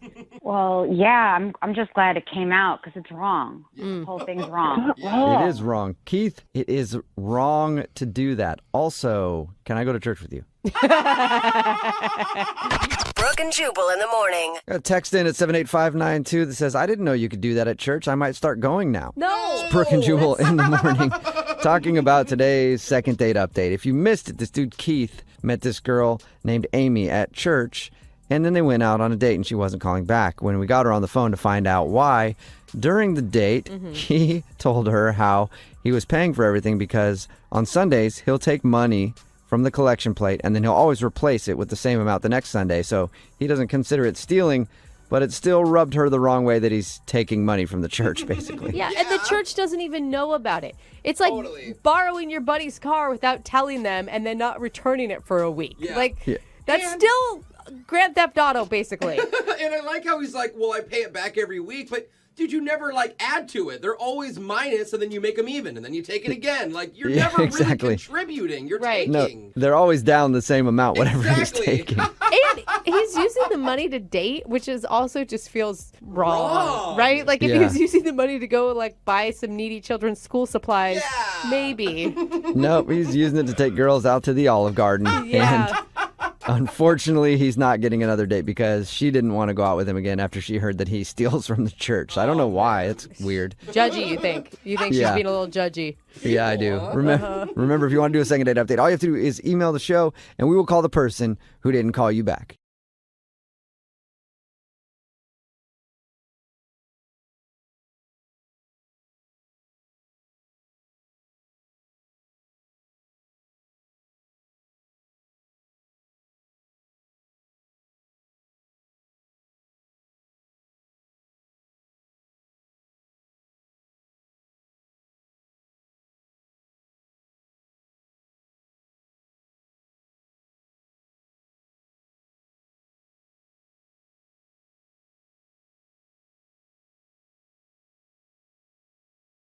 Moving 92.5. Brooke and Jubal's second date update. A lot of times when you're out on a first date, you do something embarrassing. You embarrass yourself somehow. And then you never want to see that person again. Even if they like you, they call you, they try to get you on the phone. You're like, what happened on the date was just way too embarrassing. I remember I went on a date with this girl a long time ago, and we went out on the date, and we were there, and there were people coming up and recognizing me from the radio. And we were leaving, and I gave this homeless guy a $100 bill, and he cried about how it changed his life and all this stuff. And I was so embarrassed because she had just gone out with the perfect man, and I was like, there's no way I can continue this. I'm so embarrassed that she saw that stuff happen. I can't continue it. So she tried to call me, and I just would ignore her calls. I knew it was just going to ruin everything. And I'm sure she also looked like, a supermodel as well, but you had to turn it down. Yeah, and that was it. I felt like I was too attractive for her. All kinds of embarrassing stuff happened on that date. Well, James, who is on the phone with us right now, has an embarrassing story from his date, too. Maybe not as embarrassing as my thing. Whoa. But something happened on his date that is actually very embarrassing. Not for him, for the girl that he actually went out with. Oh, nice. And that's why he thinks she's not calling him back. James, what's up, man? How are you? Hey, what's going on, guys? So the problem on your date wasn't that you were too perfect like I have? No, not this time. Okay. Not this time. So tell us a little bit about the girl that you want us to call today. Her name is Lauren? Yep. And where did you meet Lauren? We got set up on a blind date. Was it, wow, was it blind, or did you Google search her, find her on Facebook? completely blind. Really? All I knew was the first name. That is risky. Yeah, it is. Yeah. And what did you guys decide to do when you went out? Well, I didn't want to do anything, high pressure, high stakes. So we got in touch and we met for breakfast one day. Okay. And how did breakfast go? You guys enjoyed each other's company, even though you hadn't seen each other or known anything about each other? Yeah, I don't want to sound cliche or anything, but I mean, it was great. I mean, we had about an hour date, and it just flew by. She was stunning. When she walked up for the first time, she was absolutely beautiful. So that, I guess that's a lot of the anxiety of a blind date was out the window. What was her reaction to you? I mean, did you pick up on anything? Did she seem similarly, satisfied? Yeah, I mean, we were joking around by the end of it, like we were old pals. She was laughing at my jokes, she was cutting jokes around me, and there was really no awkward lull in the conversation. Just one sort of topic led to the other, and she seemed to really. Okay, the date sounds great and everything. It sounds awesome, but I want to know about the embarrassing part. That's what I want to talk about right now. All right. So after we finished breakfast, we didn't have anything to do for a while, so I said, let's just go for a drive. Just to drive. No expectations, no nothing like that. So she said, fine, let's do it. That sounds like a great idea. So we hop in my car, and we're driving around, and we're stopping at, really nice little parks and little things here and there that just are nice to look at. And so while we're driving and we're joking around, and I start to, as playfully, nothing expected, but playfully just tickle her side, nudge her in the side, see she's ticklish. So I just tickle her here, tickle her there, just goofing around, sort of a flirty kind of thing. Real quick, James, was she into that? Because tickling somebody on a first date, to me, sounds kind of strange. Tickling somebody that you've dated for a year even is hard sometimes. I know it was a little bit weird, but I mean, she was laughing. She seemed to have a good time. She never told me to stop or push me away or anything. Okay. Right. And as she's laughing, as I'm having a good time, she let one fly. And what did she do after she farted on your first date? She turned the reddest color of red you've ever seen in your life. Did you keep tickling her? Did you say anything? Did you try to act like you didn't notice it? Because, I mean, it wasn't like a silent one where maybe you heard it. Like, there was no doubt that you heard it and it was from her. Did you start laughing? I mean... I did not know. It's like you put the mute button on the car. Yeah. And it's just like... It's so hard not to sometimes, though, because farts are so funny. I wouldn't have known how to react in that situation. I think I would have just acted like it didn't happen, but obviously it's one of those situations where, like, if you're on an elevator and you smell something, you're like, one of us did it. Yeah. And nobody make eye contact. Nobody just like will pretend. But unfortunately, I mean, the elevator is safer because in a car with two people, it's a pretty short process of elimination. Well, I was gonna say, and unfortunately, you're stuck with her now because you're on a date. So so I mean, you could tell she was really embarrassed. She was like slinking down in her seat. She was trying to to get as close to the door as possible. Like, she was so embarrassed, and I mean, it happens. I mean, these things happen. It's what happens inside of us. I was trying to tell her, like, it's okay. You got nothing to worry about. Everyone does it. I do it. We all read that book growing up. It's just a natural thing. And what was her response to that? She was, she's like, thank you. I understand. It's just really embarrassing. And she could tell that I was trying to help her, but I felt bad for her. I really did, because she was really beating herself up about it, and she didn't really have a reason to. But I mean, I understand where she was coming from. Now, I'm assuming your date ended shortly after that. It did. I asked her if she wanted to keep driving or if she wanted to call it, and she said, I think, I really had a great time, but I need to get going. I got stuff to do. So we drove back to the restaurant where we had breakfast, and that's where her car was, and we sort of did that, awkward goodbye where we both kind of still have the seatbelts on, but we hugged across the dealership, passenger to the driver's side. Right. Okay. And I asked her, can I call you or can I text you? Can I see you again? And she told me she would text me or she would call me. And you haven't heard anything from her at all? No, not a thing. Have you tried to get a hold of her? Yeah, I've texted her a couple times, and I called her once, and it went right to voicemail. But otherwise, nothing. Okay. I can't imagine being so embarrassed about one fart that you wouldn't ever call a guy again, Girls- especially when the guy is expressing so much interest Yeah, but in you girls still. don't fart. Like, Yeah. we don't think about that. And if she wasn't embarrassed before, now all of Seattle knows that you're there. Very embarrassed now. All right, well, we're going to play a song, come back, call her, and get your second date update, okay? All right, thanks, man. All right, hold on. Moving 92.5. Brooke and Jubal in the mornings. Second date update. You know, James, I think I know how you screwed up on your first date. Yeah. Yeah. I was thinking about it. James wants us to call this girl named Lauren today. They went out on a breakfast date. It was all good and everything else, but the most important part of the date that we need to remember is she farted on their first date because he was tickling her, and then she was very embarrassed about that, and the date ended shortly after, and he thinks that she's not calling him back because she's embarrassed. And she probably was very embarrassed, and I think, James, the mistake that you made on your date was after she did that, after she tooted, you just try to make her feel better by consoling her and being like, oh, don't worry about it. Everybody does it. What you should have done was fart yourself. Absolutely. Louder than her. And then you guys could have like a little fart battle in the car, and then it would be cute. Be like, see, everybody does it, you know? That's actually a good idea. If I had that talent, I might have. Okay, if you could do it on command.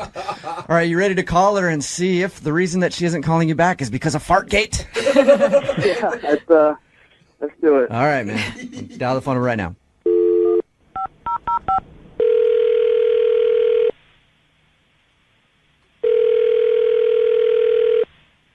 Hello? Hi, can I speak to Lauren, please? This is she. Hey, Lauren, how are you? This is Jubal from Brooke and Jubal in the Morning. Where are you calling from? Brooke and Jubal in the Morning, the radio show. Okay. Why are you calling? I'm Sorry. calling because we do a segment on our show called the Second Date Update. It's where if you go out on a date with somebody and then aren't calling them back, and they email us to see if we can get you on the phone and ask if something went wrong. Okay, I didn't email anyone. I know you didn't email I us. didn't give the... Okay. Somebody emailed us about you, though. About me? Mm-hmm. Yeah, you recently went out on a date with one of our listeners. Okay. His name is James. Oh, my God. You remember going out with James? You know what? I don't think this is a good idea for me to talk to you. Really? Can I just tell you real quick what he said about you? Because I really would like for you guys to go out again because he liked you a lot. Well, first of all, he shouldn't have said anything about me. Okay. Well, he told us about your first date, and he told us about the embarrassing incident. What do you mean? Well, he said that during the date, he was kind of tickling you, and you're messing around, and then you passed gas. Oh, Lauren.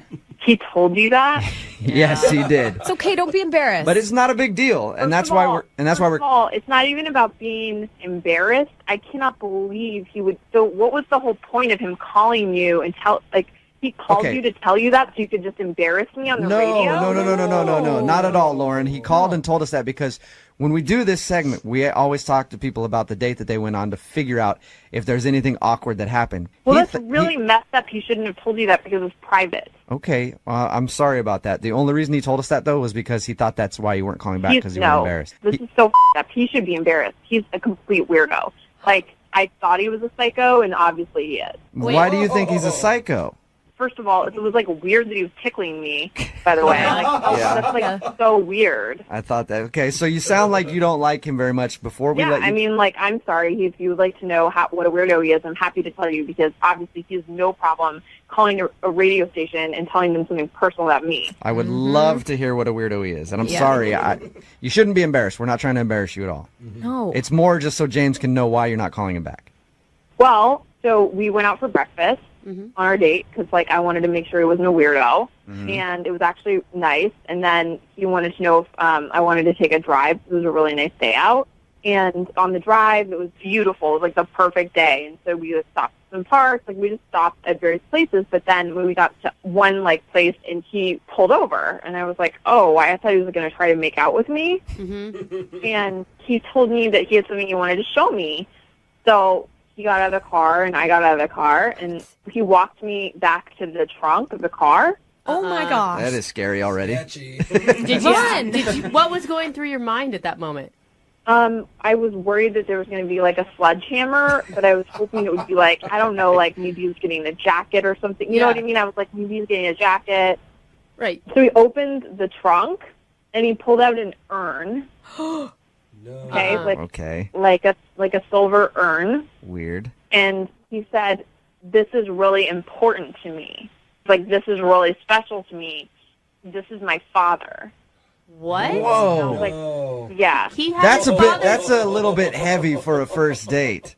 Yeah, and I didn't even know what to think. I was just silent, like I didn't even ask. anything. I didn't want to know anything about it at that point. Yeah. And then he just says, because my father really loved birds, and so whenever I drive to someplace beautiful and see bird feeders, I stop because it was his final wish that I sprinkle his ashes into the bird feeders so he can be free with the birds. Oh, wow. God. That is... That's a lot. That's kind of weird. I mean, so weird. if that's his father's last wishes, that's one thing. But to do that with you on a first date, like, hey, we're going to share this special experience and feed my dad's father's ashes to some birds, I could see how that would kind of turn you off a little bit, Lauren. That's at least third date material. Come on. Yeah. Did you guys spread ashes together? Yeah, because I was afraid he was going to kill me. Because I was like, how did his father die? Like, did he kill his dad? Yeah. Not natural causes, bro. Wow. All right. I can see why that turns you off then, Lauren. That's kind of strange. Yeah, I was just like so relieved, honestly, when I got home and I was not dead. Yeah. All right. Hey, Lauren. Yeah. He's also on the other line right now. Are you serious? I am. I'm sorry.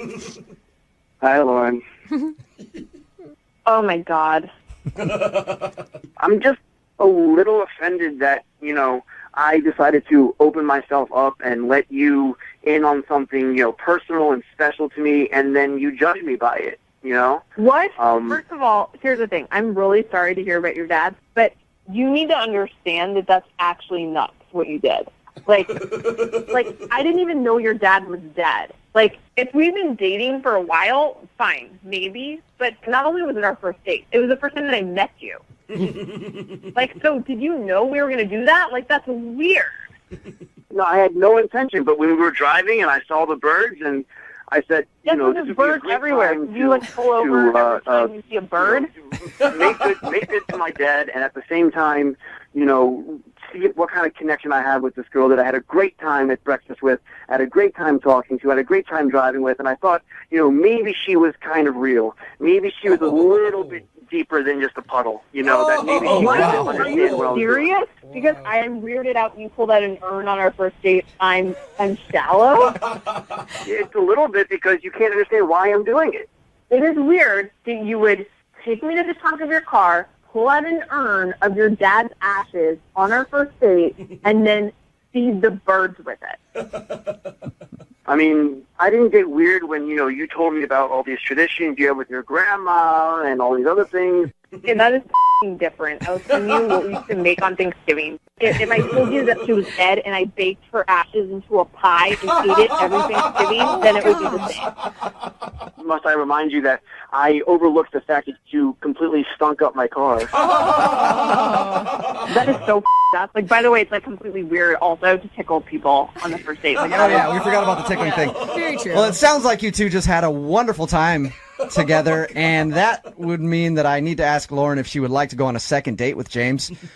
We'll pay for you to go on a second date. No? You answered before I was even done asking the question, Lauren. No, I'm sorry. I just can't. I understand that this is very personal to him, that I cannot. All right. James, I'm sorry, man. No second date for you.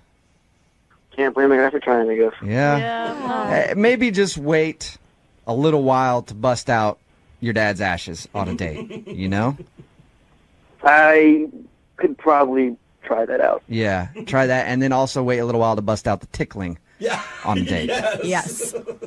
She should not order the burrito. Brooke and Jubal in the morning.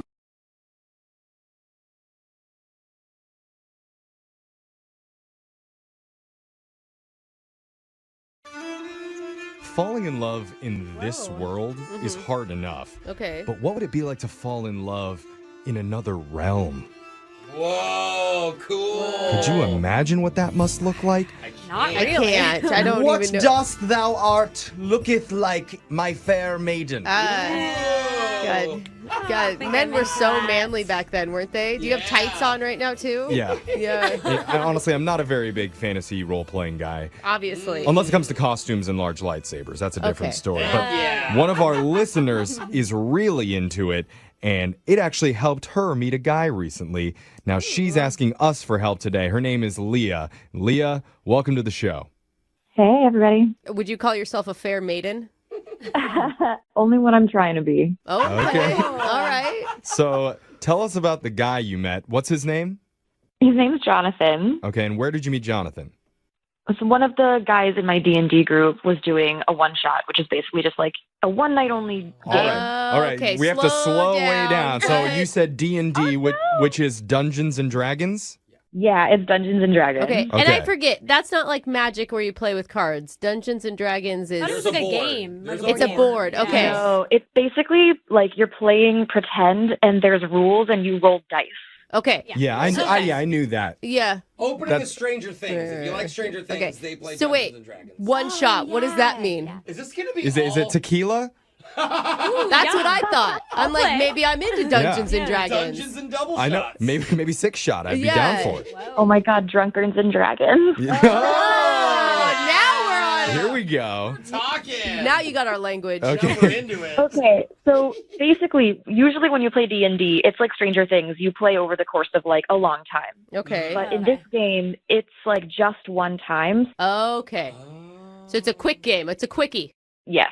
Okay. Okay. All right. And how did you meet this dude? How did you do the quickie with the guy?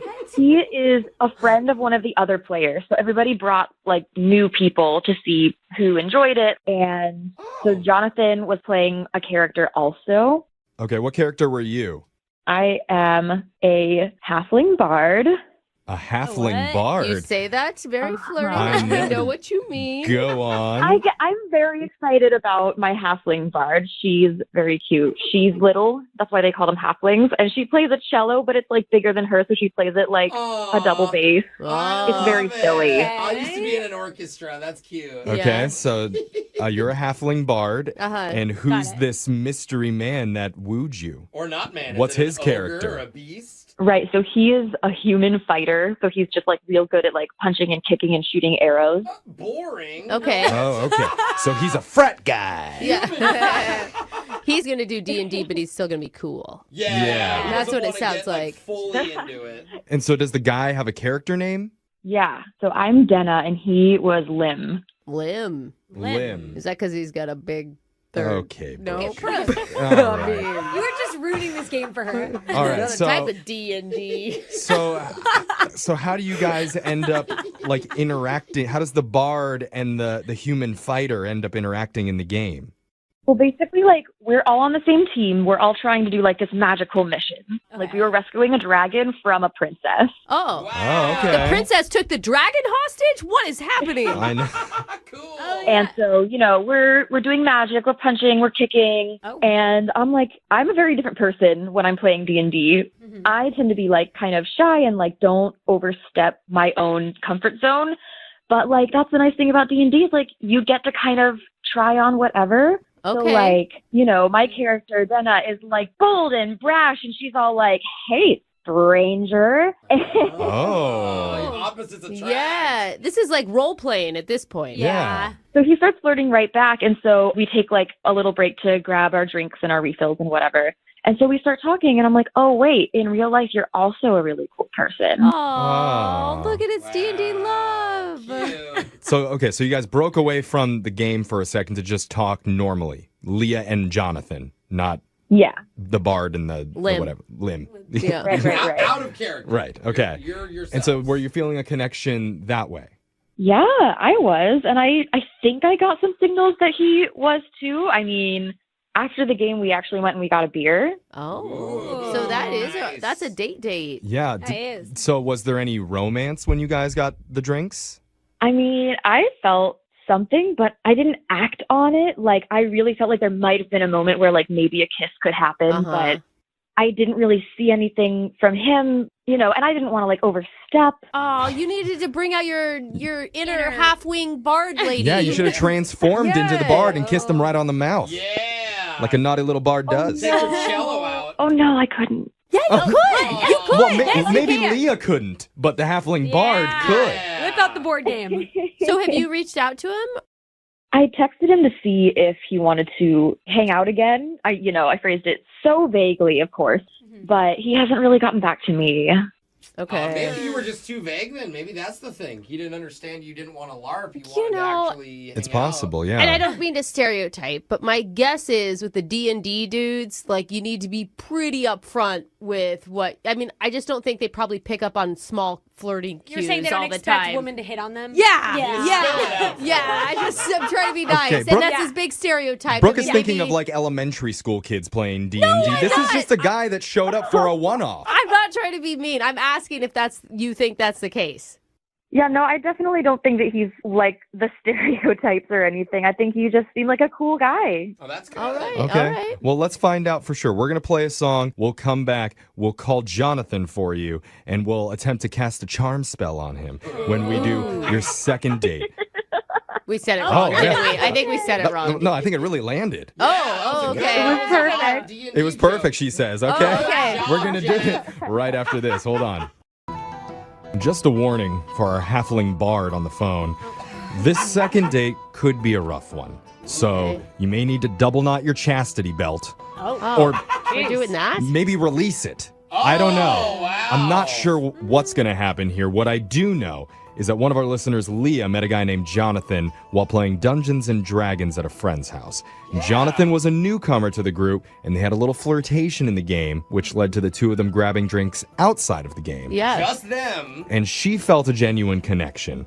But after that, Jonathan has disappeared, like a mischievous half-elf wizard casting an invisibility spell outside Baldur's Gate. Yeah. Do you play Dungeons and Dragons? Why do you know all this stuff? I just Googled a bunch of Dungeons and Dragons Oh, you stuff. did? So- Oh, okay. But our job Yeah. is to get Jonathan back on the phone to explain himself Yes. and possibly make a baby with Leah. What? Why are we doing that? Why are we going from chastity belts to babies? I just said possibly. Is it in between? That would be a very successful second date if you ask me. No, y'all are scaring me. You better not scare him off. Oh, Okay. Yeah, because Okay. I'm like, don't Sorry. the women in D&D also have some good times? Like, we're either virgins or we're popping out babies. That's terrible. No, there are no babies in D&D. What's that? Oh, sorry. Thank you. Jeff, get with it. Okay, that's my fault. But Yeah. we're just going to call Jonathan and see if he wants to go out on another date. How's that? All right, let's do it. Okay. We'll try not to embarrass you too much. Yeah. Leah. I'm going to dial Jonathan's number right now. Here we go.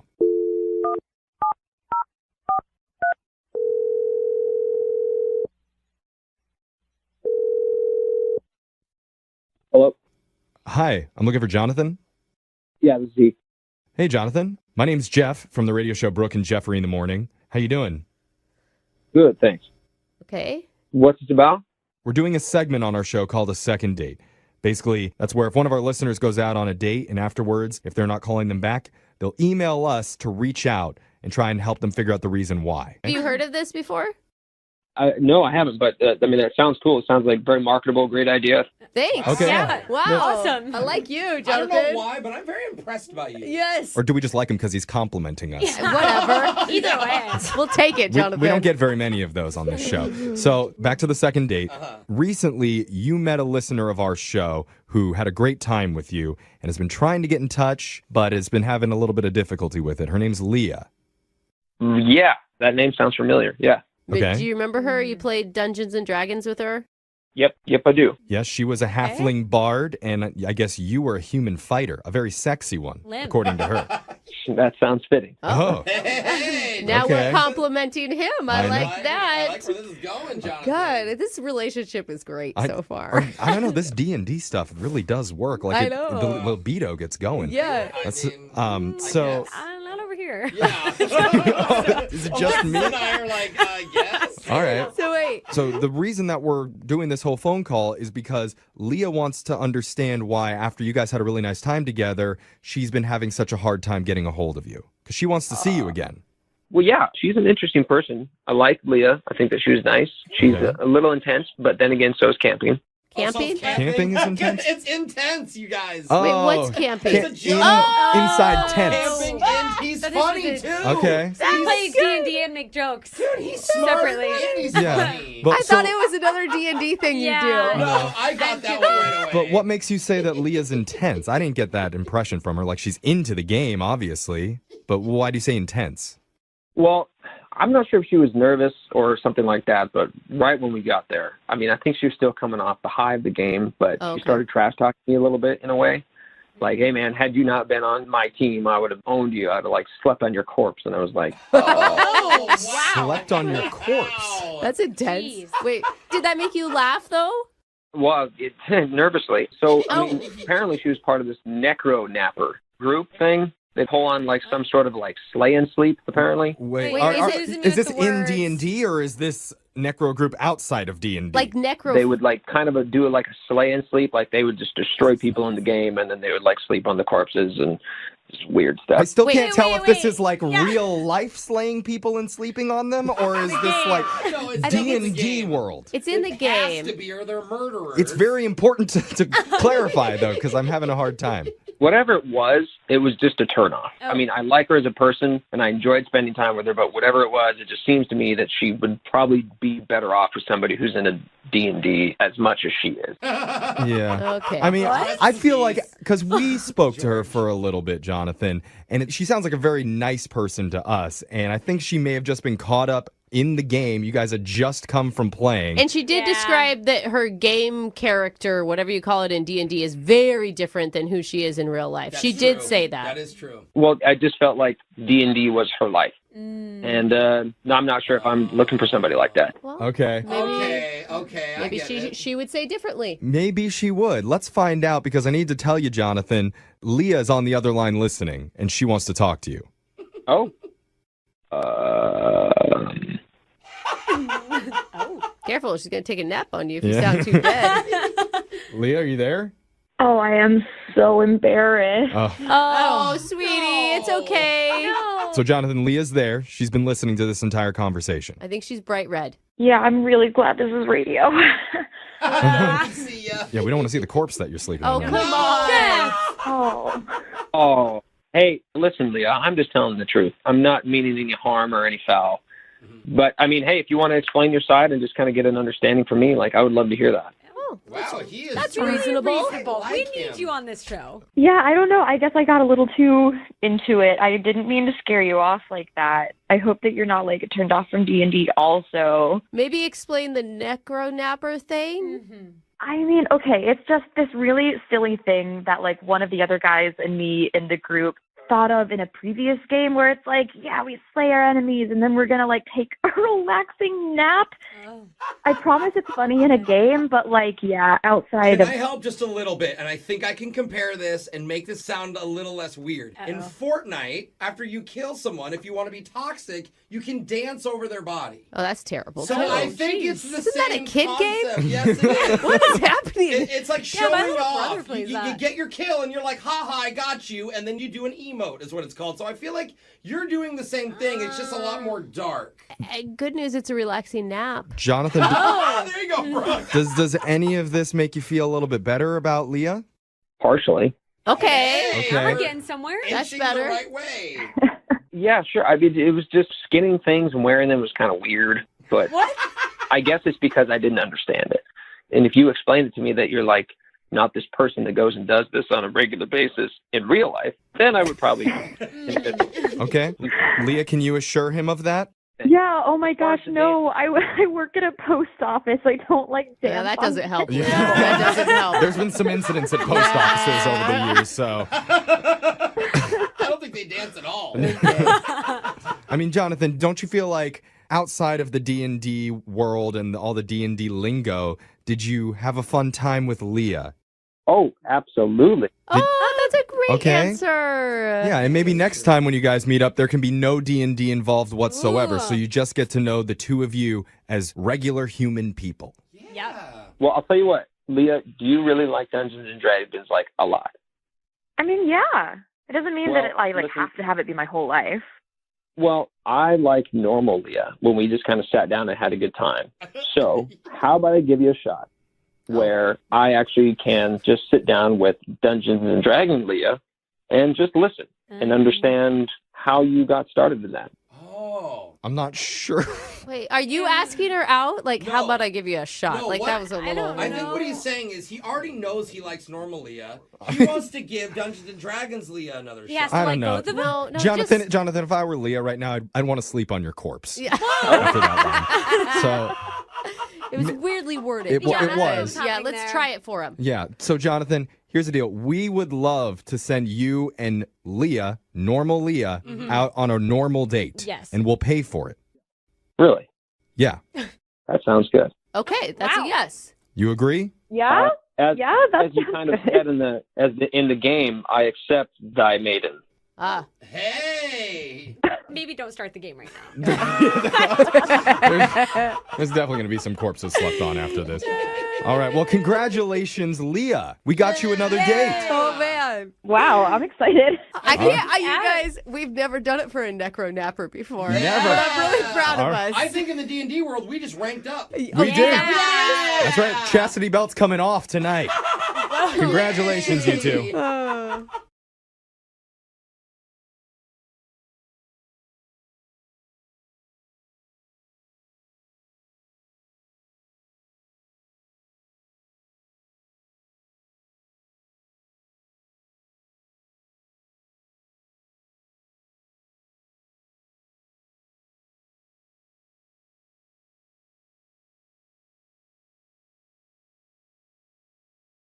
Moving 92.5. Brooke and Jubal's second date update.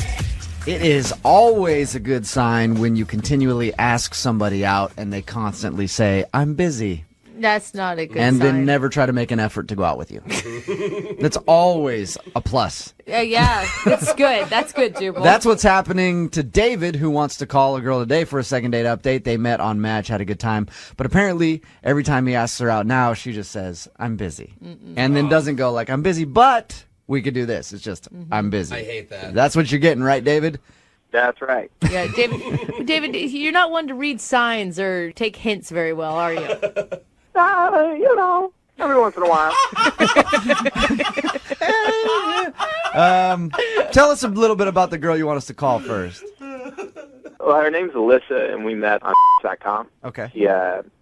She's really cool. She was funny. She was cute, all that stuff. So we ended up meeting up and going out for drinks for a happy hour, and we had a good time, I mean, was the conversation good? Everything normal? Did anything strange happen on your date? No, not at all. It was actually a really good time. We were just sitting around drinking and then got on the topic of liking to try new things, how we both like to do that, and started ordering each other drinks that we never had before. And, of course, that went well. Nobody got sick or anything like that. How much alcohol was consumed? Because it was only like 3 drinks apiece. Okay, that's not too bad. I had like our initial drink, and then she got me something like a blue Hawaiian and an Alabama Slammer, and I got her a Midori Sour, and she'd never done an Irish car bomb, so... You guys were mixing a lot, yeah, you guys kept it classy on your date, didn't you? Is that all that you did, was go to happy hour and do the, hey, try this drink thing? Well, you do that pretty quick in an hour. Yeah. You can have dinner, so... we got pretty drunk pretty quick. Yeah. And realized it was probably a good idea to slow down there. Yeah. Maybe order some food, too. Right. At the end of your hour of drinking, what did you guys do? Did you go get something to eat, or? Well, you can't always do drinks and dinner on a first date. It's maybe a good idea to combine the both. Yeah, I'm thinking you needed something to sop up the alcohol. Yeah. That second date idea, I can't do that on first. Oh. I don't have a lot of ideas. So first date drink, second date dinner and drinks. Well, it's not like you were slamming down bottles and bottles. You each had 3 or 4 drinks each. You weren't completely hammered, Jubal, right? not everyone's a raging alcoholic like you. 3 or 4 drinks, you'd probably still be okay. In an hour? Yeah. I felt good. Okay. David, can I ask, when you made plans with her the first time, was it hard? Was she always, quote, quote, busy, or did she have a lot of free time? No, she was really open for it. And did she give you any indication on her date that she has a really busy schedule or crazy job or anything like that?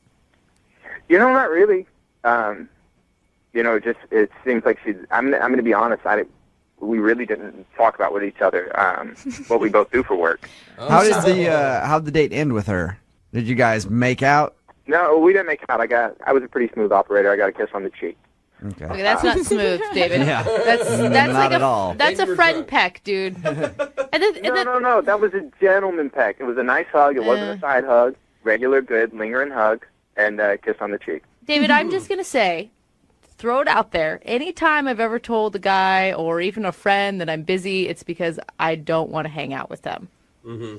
If I'm busy and I make plans, like alternate plans, then it means, yeah, go for it.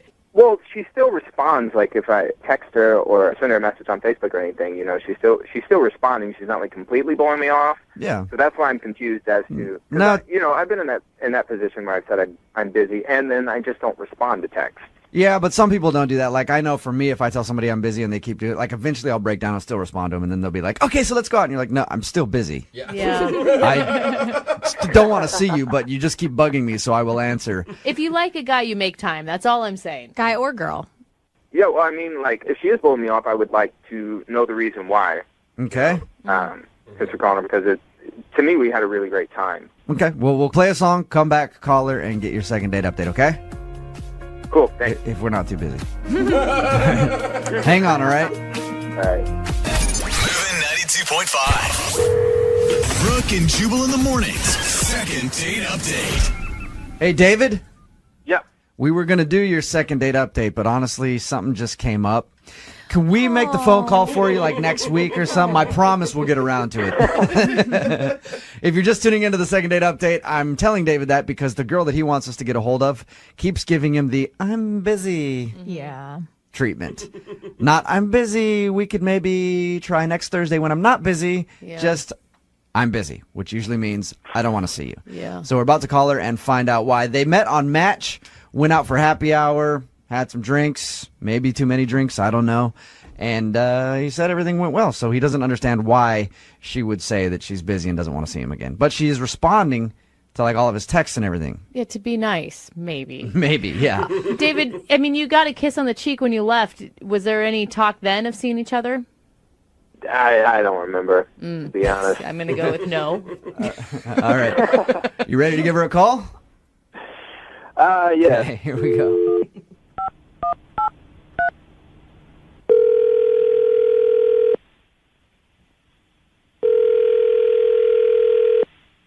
Hello? Hi, can I speak to Alyssa, please?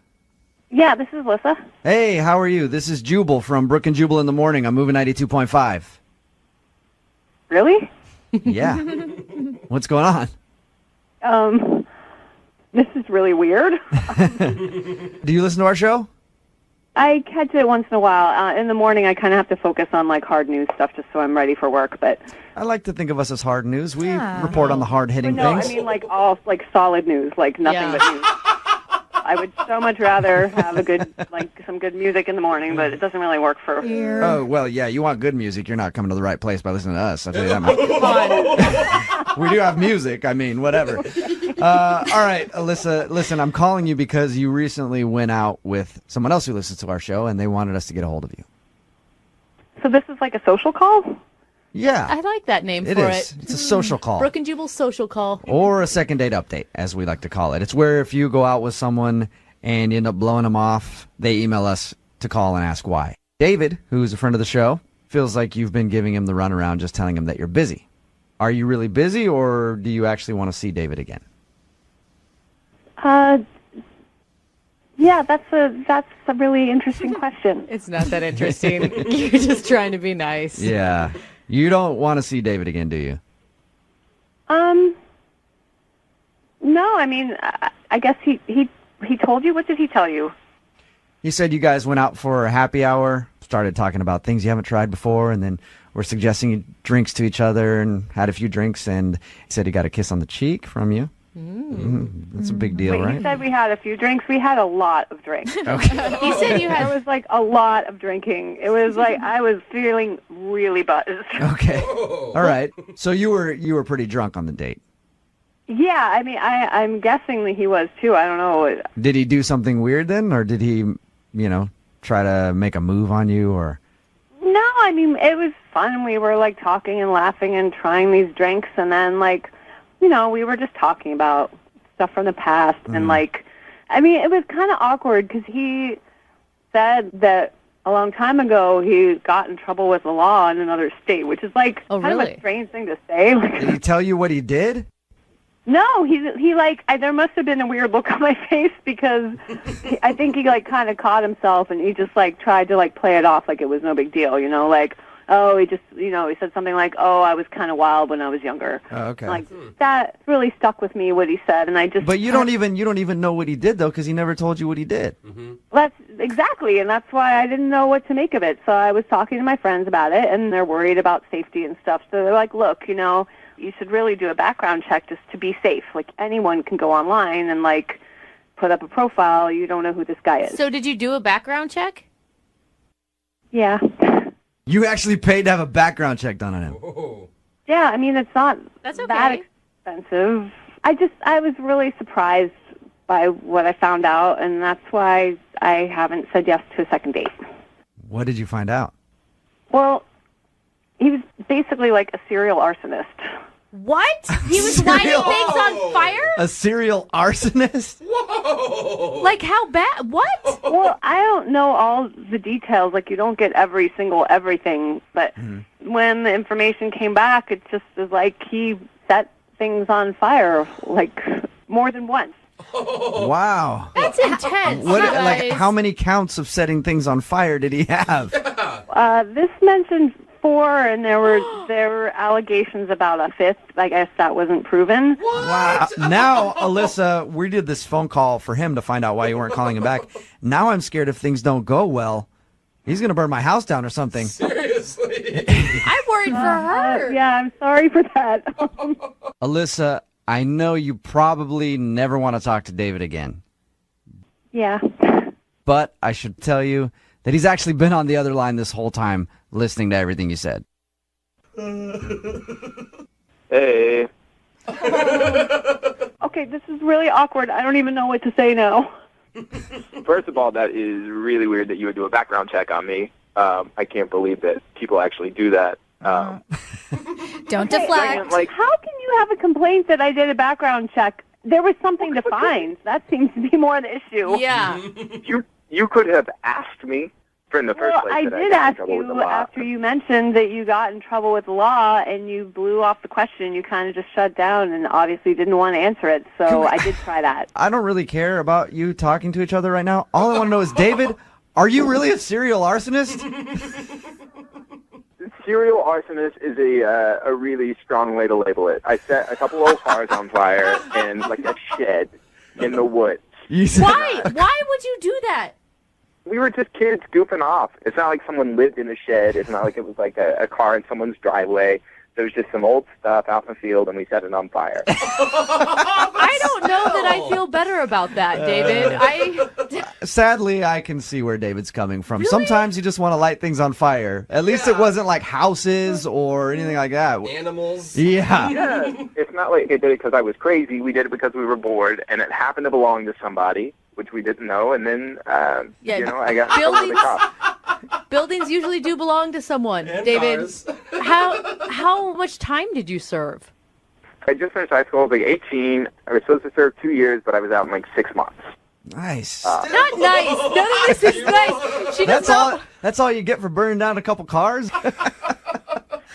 So you served 2 years in jail for arson. I was supposed to serve 2 years. I was done in 6 months. You were done in 6 months. So, Alyssa, he's not that hardened of a criminal. He was right. only in jail for 6 months. Silver lining, good behavior. Does that make it any better, Alyssa?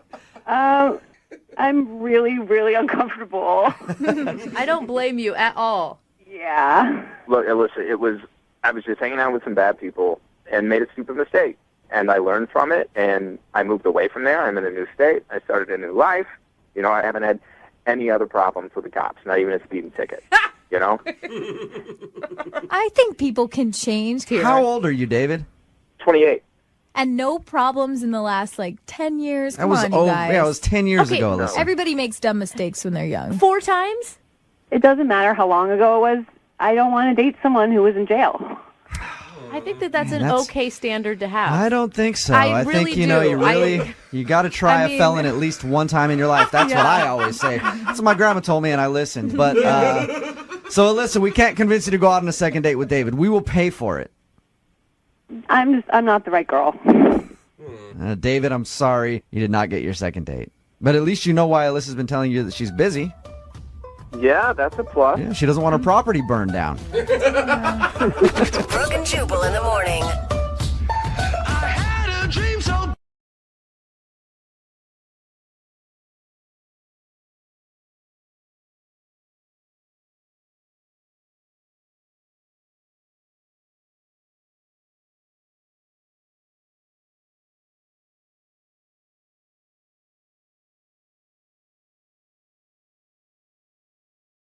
Lincoln South Food Hall in Bellevue. Fitness for foodies. From carb-loving meat eaters to vegan and everything in between, we've got you covered. Grab a quick lunch or come for happy hour. You'll leave craving more. Order online at lincolnsfh.com. Moving 92.5. Brooke and Jubal's second date update. It's not often that we get requests for second date updates from guys that have already had the girl inside of them before the date even happened. What are It you talking about? I don't Just think we sounds can like do this. the kind of guy Mark is, because apparently that's what happened. Is that the kind of guy you are, Mark? You'll go out on a date with someone as long as they get all up in there first? Oh my gosh. I mean, technically, I guess in this situation, yeah. Yeah, I'm kind of right Guys, about that, There huh? are kids listening to this show. We cannot continue doing whatever that is that you did, Mark. Well- or that she did. I don't know who did it. Let me explain. I met her at a dentist's office. Yeah. That's why I say that. He said that she's a dental hygienist and he met her at the office, so I was having a heart attack for she got no reason. all up in his mouth, and then he apparently asked her on a date first. God, I have a filthy mind. Before we get to your date, Mark, how did you ask her out with all those tools in your mouth? Yeah, well, it was a little embarrassing, to be honest with you, because, I went to the dentist's office, and, I've seen her right away. She was at the receptionist desk. Mhm. She was, super good looking, very, very cute. They all are. Yeah, they kind of are. But she definitely caught my eye. So, right away, I was kind of, shy. And then all of a sudden, she stands up, and I hear, Mark, and I look up, and it's her, and she's bringing me back into the office. So You're suddenly like, oh my God, fate, it's happening. She knows my name. What karma did I do to deserve this? I was like, oh, my God, it's coming true. No, but come to find out, she's the hygienist, and she was going to clean my teeth. And, Nice. I'm just trying to play it cool, and it was absolutely, not what I ended up being. I was not cool at all. It's probably where you hope you don't have a disgusting mouth, right? No. Do you have a disgusting mouth, Mark? I've wondered that about you for a while now. No, not at all. Why weren't you cool while you were in the chair? Well, I was trying to, kind of just give her a heads up, and I have no idea why I even said it. I just said, just so you know, I'm a bleeder. Okay. Someone's not flossing enough, Mark. Yeah. And then what made matters worse was, so that, suction hose thing? Mm-hmm. Yeah. So, that must have, slipped or something, and it it gagged me. So, next thing you know, I'm dry heaving in front of this hot girl. Oh, no. It was, super embarrassing, and I was just really not looking cool at all. But come on. And no woman likes a man with a bad gag reflex. It's her job. She's used to seeing things like that. Yeah, so yeah, exactly. So luckily, she was really nice and kind and everything, and I don't think that ruined it for me at all, because, well, before I get too far ahead of myself, she was also I can help you schedule your next appointment, and I was for whatever reason, again, I don't know what was wrong with me that day, but I said, I go, you mean a dentist appointment or a you appointment? A you appointment. Hello. That might have been the worst thing you did, for sure. You Talk about how much appointment. blood you're going to spill, dry heave, but that line right there is probably the creepiest thing that you did. Yeah, I don't know what. We had a little bit of chemistry. We were kind of flirting, and I just thought that maybe she knew exactly I was talking about, taking her out on a date. What'd she say? What was her reaction? She was like, what? I work here. I'm just a hygienist. I'm Yeah, not. she didn't know what you were talking about, so you had to explain to her, no, I was trying to cleverly ask you on a date. Yeah, I was like, I'm sorry. I just meant, would you like to go on a date sometime? I'm assuming she said yes. She said yes. Yeah. Okay. That's so cute. That's actually a really cute story. So what'd you do when you went on your date? So we were texting a little bit, and I said, where do you want to go? And she picked this organic pizza place, and I was like, sure, whatever, that's cool. And I picked her up. We went to the pizza place, and it was a lot of fun, and the food was actually amazing, but my body didn't think so. What do you mean? So wait, did you actually puke this time instead of just dry heaving? So after we ate, on the way home to drop her off, I had to take 3 emergency stops at gas stations. Oh, no. To use the bathroom? To use the bathroom. And I'm not just talking like, hey, I got to just run in and play a lotto ticket. I was like peeling into the parking lot. Oh, my gosh. That is humiliating. That is, dude. You cannot win with her. And I hate to say it, but I could see why she's not calling you back after that. Yeah, so, I mean, not only with my lame pickup lines and gagging in front of her and the dentist office, but stopping at the gas station a few times for emergency breaks. Jeez. I'm just kind of looking for a miracle here because I haven't heard back. All right. So we already, I don't even need to ask, like, what do you think went wrong? Why do you think she's not calling you back? I think you're just hoping that maybe you can throw it out there for a second date and maybe she'll give you another shot. Yeah, absolutely. I've listened to you guys before, and I know you guys can perform miracles. I'm looking for one today. All right. Well, we'll see if we can do it. We'll play a song and then come back and call her and get your second date update, all right? Just, hold hands, light some candles, and throw out the biggest Hail Mary you can for me, please. All right. We'll do it right after this. Moving 92.5. Brooke and Jubal in the mornings. Second date update. Right in the middle of a second date update, and if you're just joining us, we're going to try to do the impossible and get Mark a second date with Courtney. If you missed the first part, he met Courtney at his dentist's office. She's the hygienist who actually cleaned his teeth. It was kind of embarrassing for him because he has a horrible gag reflex and ended up dry heaving when she put the little suction thing in his mouth. He also mentioned how he's a bleeder, and they had a really awkward line asking her out, but she did say yes, and then they went out for pizza. It was a really good pizza place until the drive home when the pizza didn't sit right in his tummy, and he had to stop 3 different times to use the bathroom before he dropped her off. So he's pretty sure he knows why he ruined the date. Oh my God, I never asked, and I'm so curious. When you finally got to her house after the 3 emergency stops, what was the exit like from the car? She was very quiet. There wasn't like a definite, like, I'm going to see you again. It definitely felt like that was it. She didn't offer to, like, you need to come in and use my bathroom before you get back on the road? No, she didn't do that. All right. Okay. All right, well, I'm going to call her right now. Here we go, okay? All right, good luck. I know this is going to be a tough one for you guys. All right.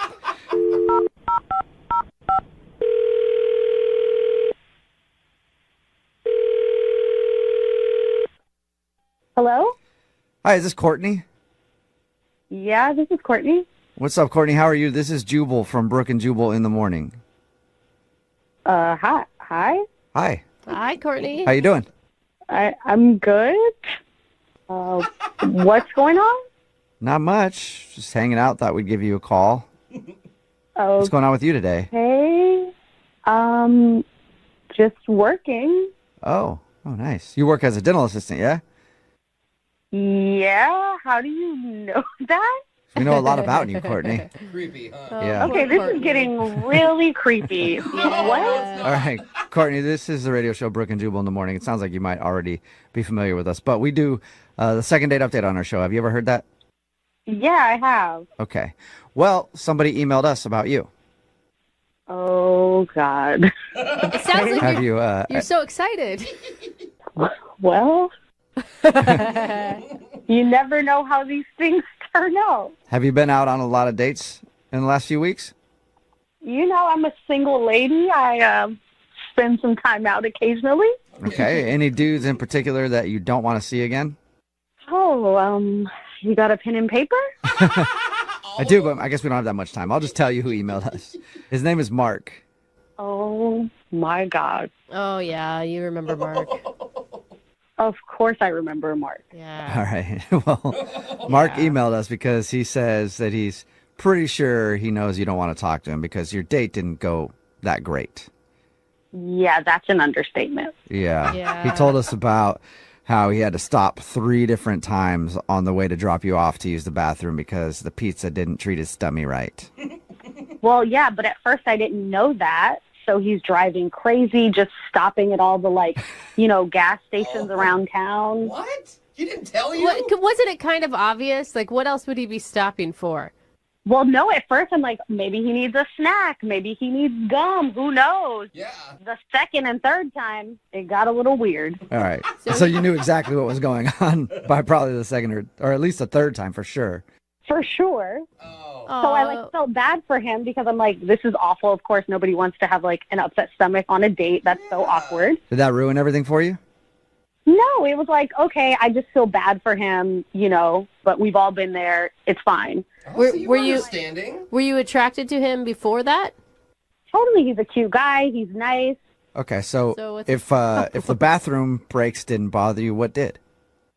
So he goes in for the third time, and I'm like, okay, he's been in there a while. Let me just do something cute to try to make him feel better. I take a cute selfie. I go to send it to him thinking like, hey, still here, waiting on you. Hope everything's okay. And his phone chimes in the car. So I'm like, he didn't even take his phone inside. Mm-hmm. Well, if it's an emergency, you're probably just running in. I mean, he was moving quick. But I see that in his phone, he has me listed as big butt and a smile. Really? Oh, no. But that's not necessarily a bad thing. Yeah, could be a good thing. It's not big butt frowny face. It's big butt smile. You're memorable. Except I have a name. Well, yeah. Like, what kind of guys do, like, that is just so played out. Who does that anymore? I kind of still do that. Okay, well, I can't explain you, but that is like, you could just say the girl's name. Okay, so you would rather have been saved in his phone as Courtney instead of big butt and a smile. Totally. Or just put an emoji. Like, only guys that do that are douchebags and married guys. Like, I'm sorry. All right. I wish somebody would say me in their phone as big butt and a smile. I would take it as a compliment, but obviously you didn't, and that's the reason that you don't want to see him again? I mean, the thing is, my butt isn't even that big. Well, it's good. Okay, wait. How'd you smile, though? I mean, it is great. But Courtney, I mean, is there any chance that he just like forgot your name when he put it in his phone or something? Let's be a little more creative and respectful. Like hygienist hottie instead? There you go. Exactly. Hygienist with double D's? What? No. Okay, a little too far. Oh, all right. Well, thank you for being honest with us. I appreciate that. And we'll let Mark know. Actually, why don't you just let him know? Because if you've heard a second date update before. Oh, my God. Yeah. That's right. Mark is on the other line and wants to talk to you. Oh, my God. You there, Mark? Yeah. Hey, Courtney. I'm so sorry about that. I did not mean to offend you whatsoever with that. I mean, what did you think was going to happen, like, if I saw that? I mean, I don't know. I definitely was not planning on you seeing that, so... I think the real question is, Courtney, why big booty? Why big booty smile? Why was that your choice? Well, I was listening to some rap music, and I just... Big butt and a smile, like... No, dude, that's not true. She's got a nice butt and a great smile, and, she does work at a dentist's office, and... Oh, okay. Oh, okay. I see how it works, though. Do you? Yeah, so, that part, it popped in my head, and I just popped it in my phone. I really didn't even think anything of it at all. I'm not like that at all. I mean... Yeah, but, big butt and a smile, it's not really that respectful. I didn't mean it like it was, a bad big butt, I meant that it was... what's a bad big butt? What even is that? Bad big butts, it's frumpy, you've seen them in, Yeah. Yours is, completely opposite. It's nice. It's funny that you mentioned that because the whole time you were with me, I was facing you, so how did you even see my butt? Well, that's a really good question. Is there an answer? Yeah. Well, that one time when I was, in your office, when I was dry gagging, you're like, let me give you some time, I'll be right back. And when you left the office, that's when I noticed it. Wow. Should I take that as a compliment? Yes. No, Mark.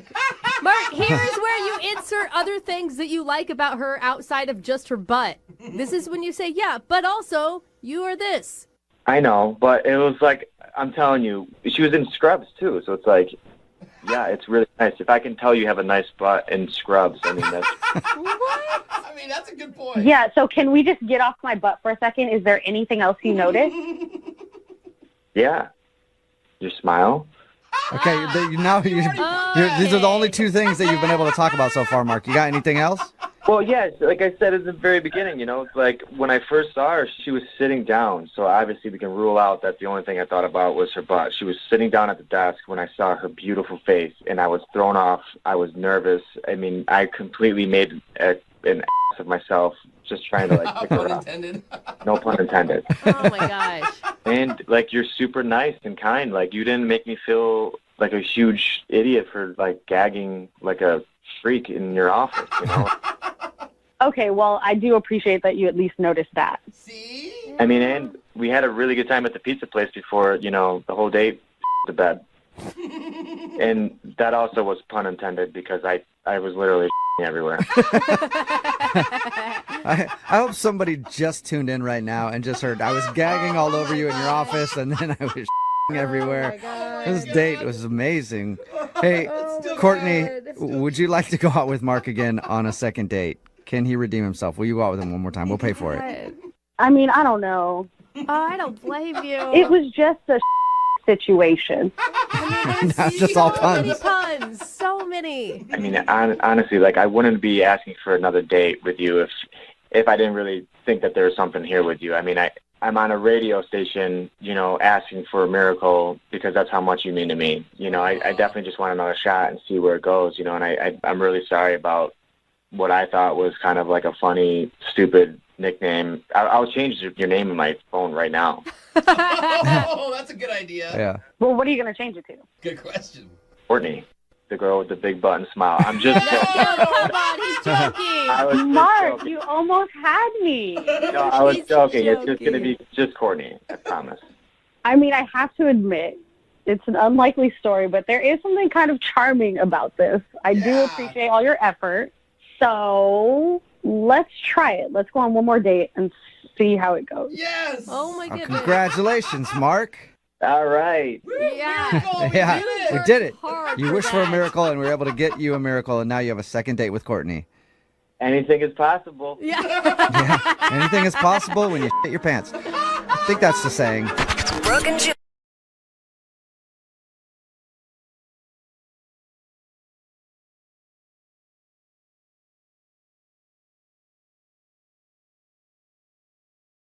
Moving 92.5. Brooke and Jubal's second date update. Well, I do declare I'm excited about today's second date update. You're a Southern woman? We have a bona fide Southern gentleman on the phone, and I can't wait to talk to him. His name is Jeffrey, most likely Jeffrey Beauregard. That's what I would think. His email said that he just moved to town from the South and is having trouble meeting ladies and finally found a date, and now she's not calling him back. Jeffrey, I say that is a travesty that would happen to you. Well, I gotta agree with you, ma'am. Oh my God, he's actually batting his eyelashes at you right now, Jeffrey. You better be careful. He may drop a white glove on the ground any moment. Well, yeah, I gotta tell you something. Where I'm from in the South, there ain't any women who talk like him or look like him anymore. So, Way to just dash my dreams, Jeff. How you doing, man? Thanks for your email. yeah, I guess I'm doing okay, all things considered, except for this girl not calling me back. That's why I'm here. How long you been in town? And I'm assuming that you've been listening to the show for a while. If you're willing to do a second date update with us.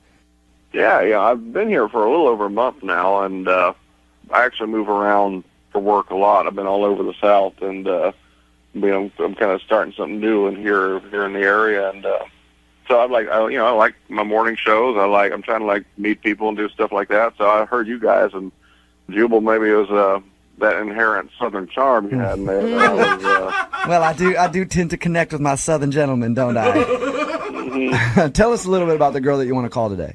Her name's Alana, and I think this story is it's just sort of typical, I guess. We went out to a restaurant on a date. We met online because I'm new. I don't know anybody in this area, so I was going online, and so went out to a restaurant.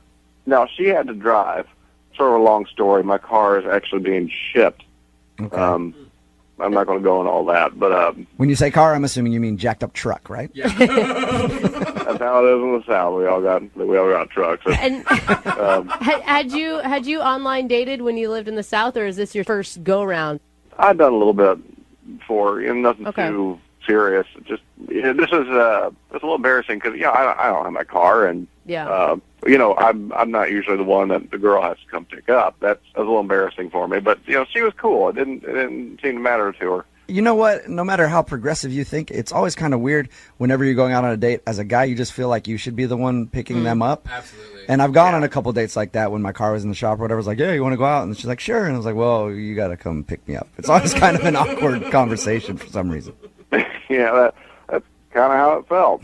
Did you make her get out of the driver's seat just so you could open the door for her? No, I didn't do no. I know where I am. I didn't try any of that stuff. So, but I think I know why she's not calling me back. We went to dinner. It was fine. We talked, had a good time, but I didn't have my wallet on me. I realized it fell out in the car. So at the end of dinner, when I realized I was going to pay, because I at least do that much, and I realized my wallet had fallen out. So I asked for her keys to go look back in her car. And she kind of looked at me nervously, gave me the keys. She probably thought you were about to steal her car. Because you read a lot of these news stories about people who go out on online dates that end up stealing somebody's car on a first date. Oh, no, I've never read about that before. Is that a thing people do? Oh, yeah, it is, dude. Go ahead and Google it. There's stories about it all the time. I'm sure she just thought you were cheap, not that you were going to steal her car. Yeah, I mean, we've been making jokes about how I was a fish out of water all night, so... maybe she was thinking of some weird serial killer car thief person. Yeah, I mean, it seems convenient when you're at dinner and you're like, oh, man, I left my wallet in your car. Can I borrow your keys, please? I'll be right back, I swear. Yeah, that's exactly why I think she might not be calling me back. But I found my wallet pretty quick, came back, and I paid. And so after that, of course, she drove me home. That's weird again. That's even weirder. At the end, we shook hands. It was the first date. I didn't want to kiss her. Not on a first date. That's not how I was raised. So can I ask you, did you offer your hand first, or did she offer the handshake? I think I offered mine. Yeah, I offered mine first. Okay. That's weird. Put her there. So, at the end of the night, I just leaned over, shook her hand, and she smiled, and I was like, I think I said something like, "This was a nice time." And I think, if you'll be hearing from me again, I hope I see you soon. Something like that. And what was her response to that? She said she had a fun time. And I said, can I call you again? And she said, sure. And did you call her again?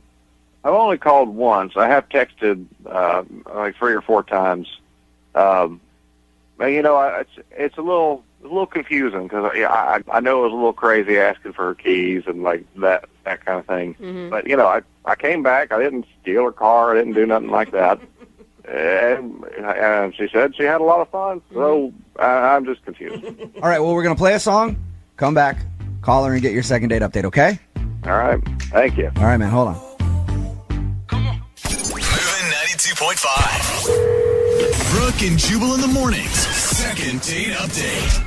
For today's second date update, Jeff is on the phone with us. He's a southern gentleman who just moved here. Met a girl online. They went out to dinner. Nothing really crazy about dinner. Said they had a good time. The only thing that happened, and is the reason that he thinks he's not getting a call back, is that during dinner he realized that he forgot his wallet in her car because she had to drive because his car isn't here yet. So he asked for the keys, went out to the car, grabbed his wallet, came back in and still paid for dinner. Yeah. But he thinks that might have been kind of weird for her. It is kind of weird to be like, hey, first date, don't know you very well, but can I have your keys, please? So we're about to call her right now. Jeff, you ready to go for your second date update? I think so, yeah. And all right. Why do you want to call this girl? I mean, I just think if I was new to town, I'd want to date around a little bit. I do want to date around, but I want to see her again first. I want to follow up with her and spend a little more time with her first. Yeah, you're not trying to fall in love with her, right? Well, I don't know. I mean, who knows? That's kind of the whole point of dating, but I just want to see where it goes. I guess you don't know unless you get a second date, right? Yeah, that's right. Okay, well, going to call her right now, get her on the phone, and see if we can find out why she's not calling you back. All right. All right, here we go.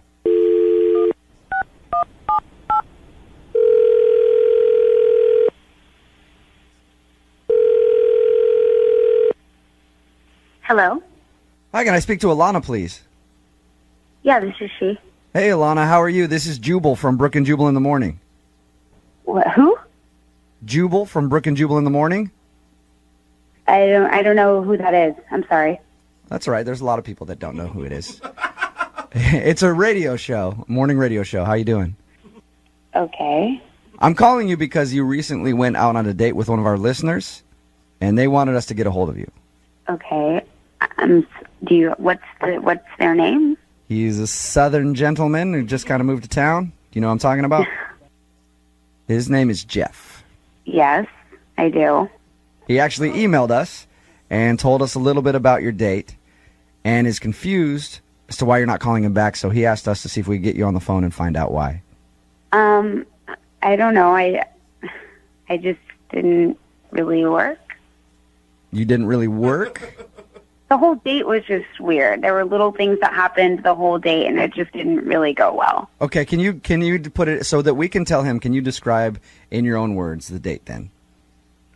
Because it sounds like more happened than what he told us. I mean, we're just really different, really, really different. I think during dinner, I went to use the restroom, and I got back, and I heard him pass gas. At the table? Like, were you sitting back down, or were you just coming up to the table? I was coming back to the table, and as I was sitting down, I definitely heard him pass gas. Oh, bad timing. So you were did he not notice that you were there yet, and you were walking up and he farted? Right, basically. He didn't say a single thing about it, and I just kind of sat there and thought, okay, well, I guess we'll just let this go. Did you guys have that awkward moment where you both know that the other one farted and you kind of sit there in silence for a second, like, is somebody going to bring it up? And then you go, I did, but he kind of seemed like it was totally fine. Oh, but what is he going to say? I mean, you'd have to pretend like it didn't happen on your first date at dinner. Yeah. Well, I kind of tried to just forget about it, but then we get to paying for the check, and he tells me that he thinks he left his wallet in my car and whatever. I mean, I get it. Like, maybe it just fell out of his pocket or something. So I gave him my keys, and I was praying that he wasn't going to, like, steal my car or do anything. But he came back, and he paid for the bill, and everything, everything was fine. And then, I really thought maybe I would go out with him again. But then I got home, and I was getting my bags and everything from my car, and I realized that the change in my change box in my car was completely gone. No way. Like, wait. So you're accusing him of stealing the change out of your car? 100%. Oh, no, are you? 100%. Really? I had quarters in there. I know I keep my change there as like my little, thing where I just throw my change. It was completely gone. Why All I could think was that this hillbilly from the South took my change, stole from me. So I wasn't even gonna, he tried calling me. He texted me a couple times. I did not even want to respond. I don't even want to see him again. I don't want to hear from him. I can't even believe that, like, the audacity he would have to call a radio station knowing that he stole from me. Oh, man. You said you don't want to hear from him ever again. Never again. Okay, well, that's going to be tough because he's actually on the other line listening. You actually noticed the change was gone for your car? What the is going on? That's Jeff. Oh, my God. Hey, Alana, it's me. It's Jeff. I've been here the whole time. I don't want to talk to you. Like, you know what you did. I don't want to talk to you. Alana, don't you think you're being a little paranoid, accusing Jeff of stealing the change out of your car? I highly doubt that Jeff took the change out of your car. I took it. What? You did? You actually stole change. Alana, just listen for a second. I mean, first off, it was a couple bucks, and it was a tip. It was a tip. You actually stole it? I checked my wallet. Cash was a little bit low. This is a joke. I needed a little extra for the tip. It was only a couple bucks. That's something I learned in the South. You tip good when you go out. Yeah, but your own money. I was going to pay it back on a second date. It totally slipped my mind to even mention A it. second date? You really think I would go on a second date with you after you stole from me? It's not stealing. I was borrowing it, and I was going to pay it back on the second date. We do that all the time in the South. It's no big deal. You do, Jeff? Like, that's a common Southern thing to steal each other's car change and use it as a tip? No, it ain't stealing. I'm not stealing nothing. I'm borrowing change. It's change. Jeff, it's... How often do you notice change in your car? It's I only... got change in my car. It's been there for a long time. Oh, my God. It's only borrowing if you actually ask somebody for money and then tell them you're going to pay it back. You can't just take it. I forgot. Oh, my God. You know, this is just all ridiculous. Jeff, I think you're a dumb hick. Oh! I don't understand why we're even having this conversation. I don't have any more time for this. Our conversation's done. That was quick. Oh, wow. Jeff, Damn. you still there, man? I don't get it. I was going to pay her back. It was a couple bucks Yeah, but from a car that I was going to use for the tip. Jeff, you should probably ask before you do that, you know? Look, man, it was my first date with her. Yeah, I was nervous about everything else anyway, and I forgot. I forgot. All right, well, and my advice to you would be next time, if you're ever in that position, don't steal somebody's cash from their car, man. You know, you keep saying stealing. You know, I've heard enough of your. I didn't steal nothing. Okay, I didn't Jeff. steal. All right. Hey, man, listen, I'm just telling you that you probably shouldn't take money from people's cars, even if it's like a Southern thing, like you said. It's definitely not done here. Stop talking to me about all this. You DJ radio high school dropout. You don't know what the you're talking Jeff, about. Oh, my God. That's the first thing I will agree with you on. I am a radio host. I know that. Don't be so mad. I'm just trying to help you out. Yeah, well, a lot of help you are. Did that just really happen? We just got hung up on twice, Wow. which is impressive. And Not that bad. might be a first time for that. I didn't even get to ask if they wanted to go on a second date. I guess I'll have to email them. See if I can get them to go out again.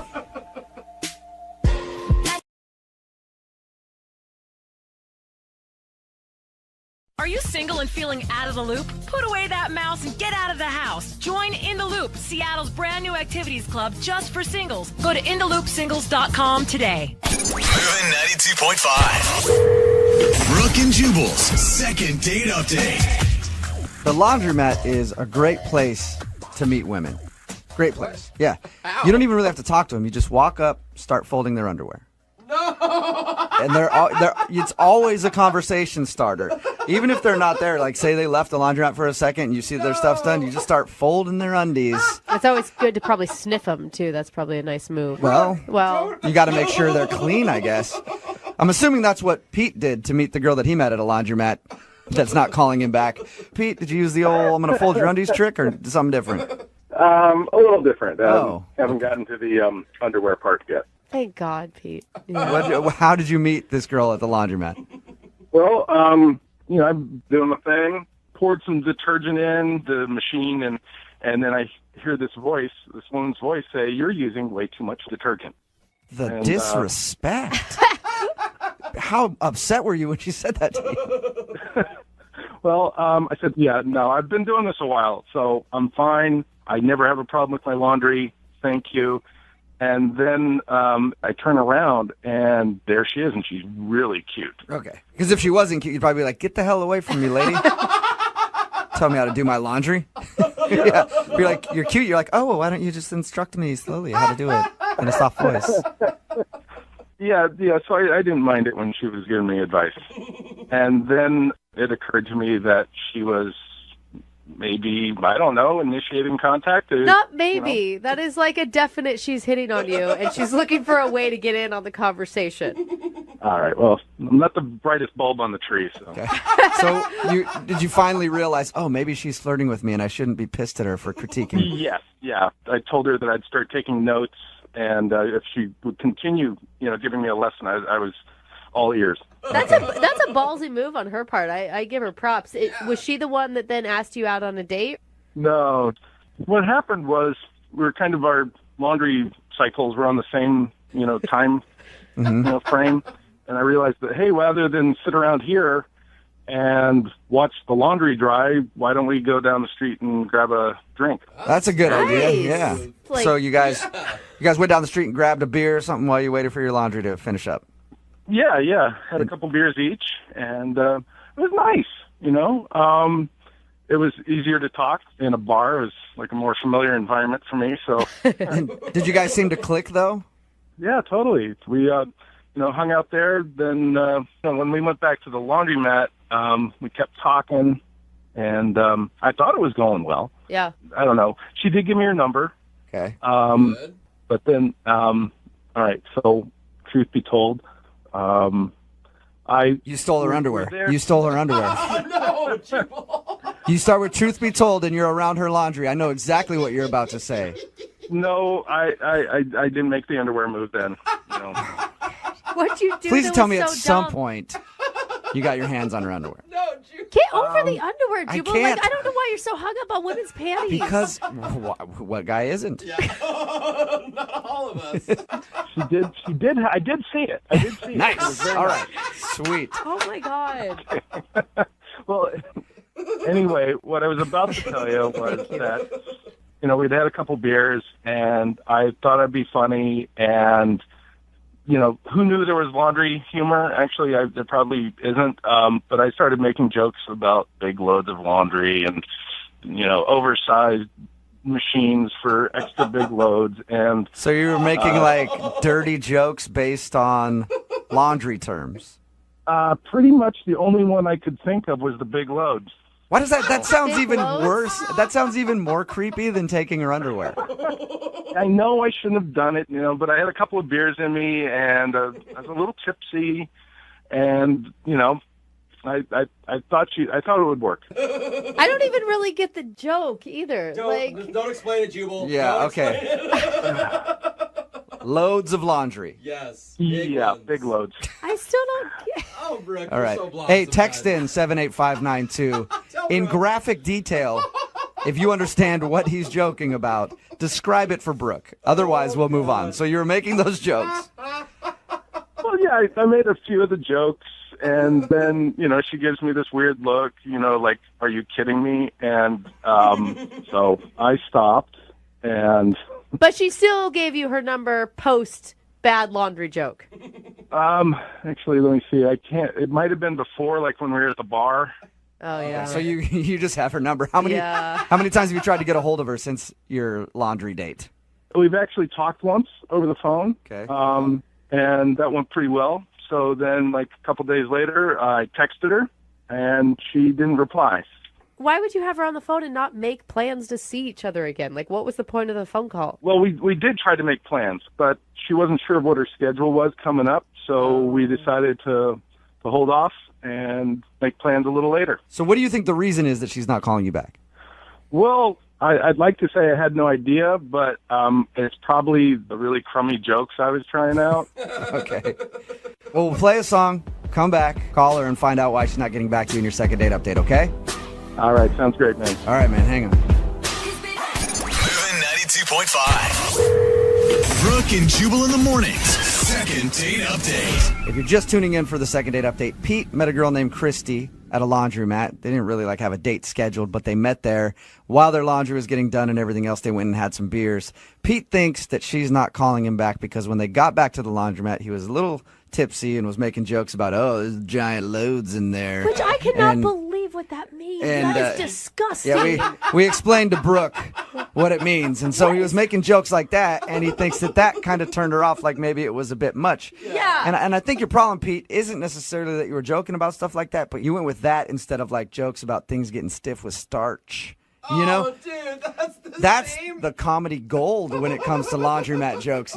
Could have gone that route, and I didn't. Would have worked way better for you, man. Yeah, exactly. Pete, I think that you could be the laundromat creeper and you're just not owning up to it at this point. I was just tipsy. I'm not weird, really. Yeah, right. Trust me, if you're making jokes like that at a laundromat to a girl you first met, you're creepy. Thank you. I'm going to dial the phone number right now, see if we can get her on the phone and find out if that is the reason why, though. You ready? Yep. All right, here we go.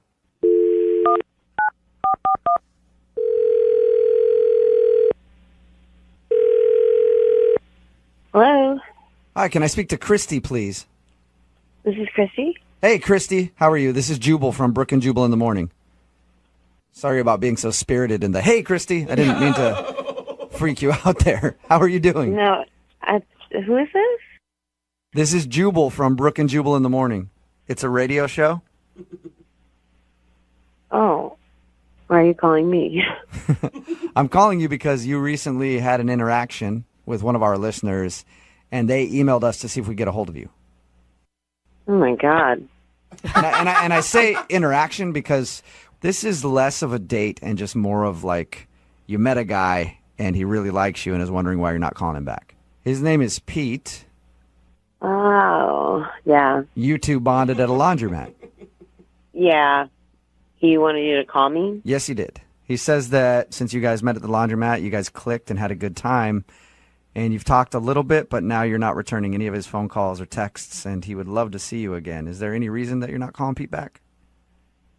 Oh, I don't think there's a connection. That's a nice way to put it, Was it, let me ask you a question then. So you don't think there was a connection. Was it the jokes that he was making after you guys got back from your little break to go get beers? Kind of off-color jokes. I mean, it was definitely like it didn't help him. Yeah, no kidding. I just got a weird vibe from him. Did he come off as creepy? Because when I found out what those jokes were, a guy you just met, that is nasty. Well, it's more that I don't know him. I mean, like, everybody tells dirty jokes. Right. And it's like, especially when we start drinking. But then I went home and I did a search for him on my computer and everything changed. Whoa. Oh, no, he is creepy, isn't he? What did you find online that made you change your mind? Now I'm really curious. Nothing. What do you mean by that?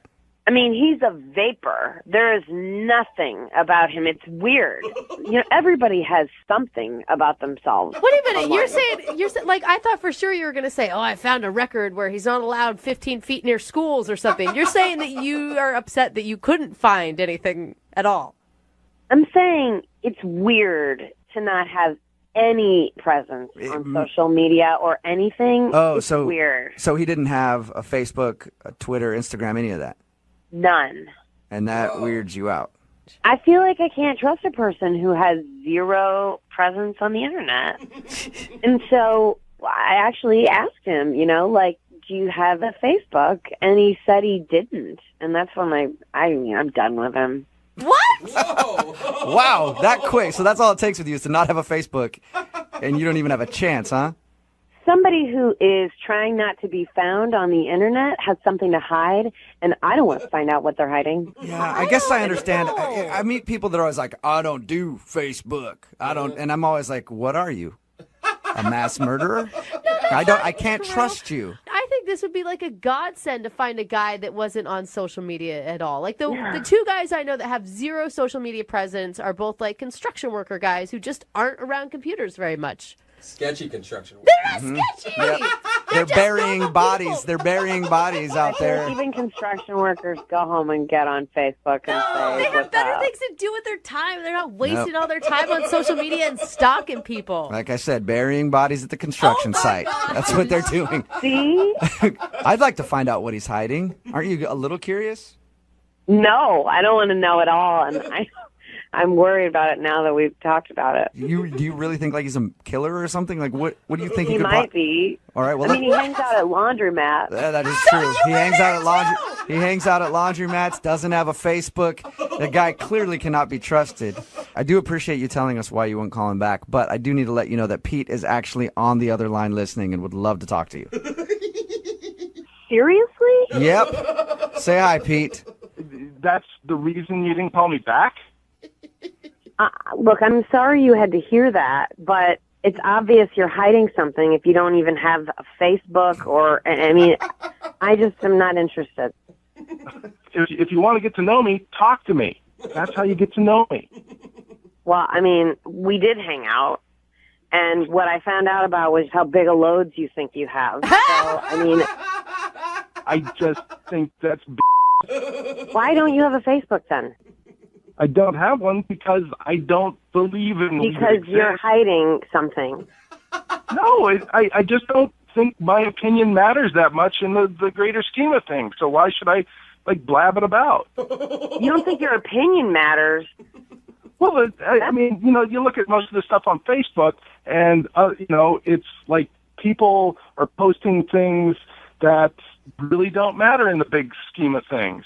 How do you know what people are putting on Facebook if you don't have one? You're probably one of those weirdos that has a fake account and just watches everybody. Pete, are you one of those weirdos that just watches people on the internet? No. Are you hiding anything?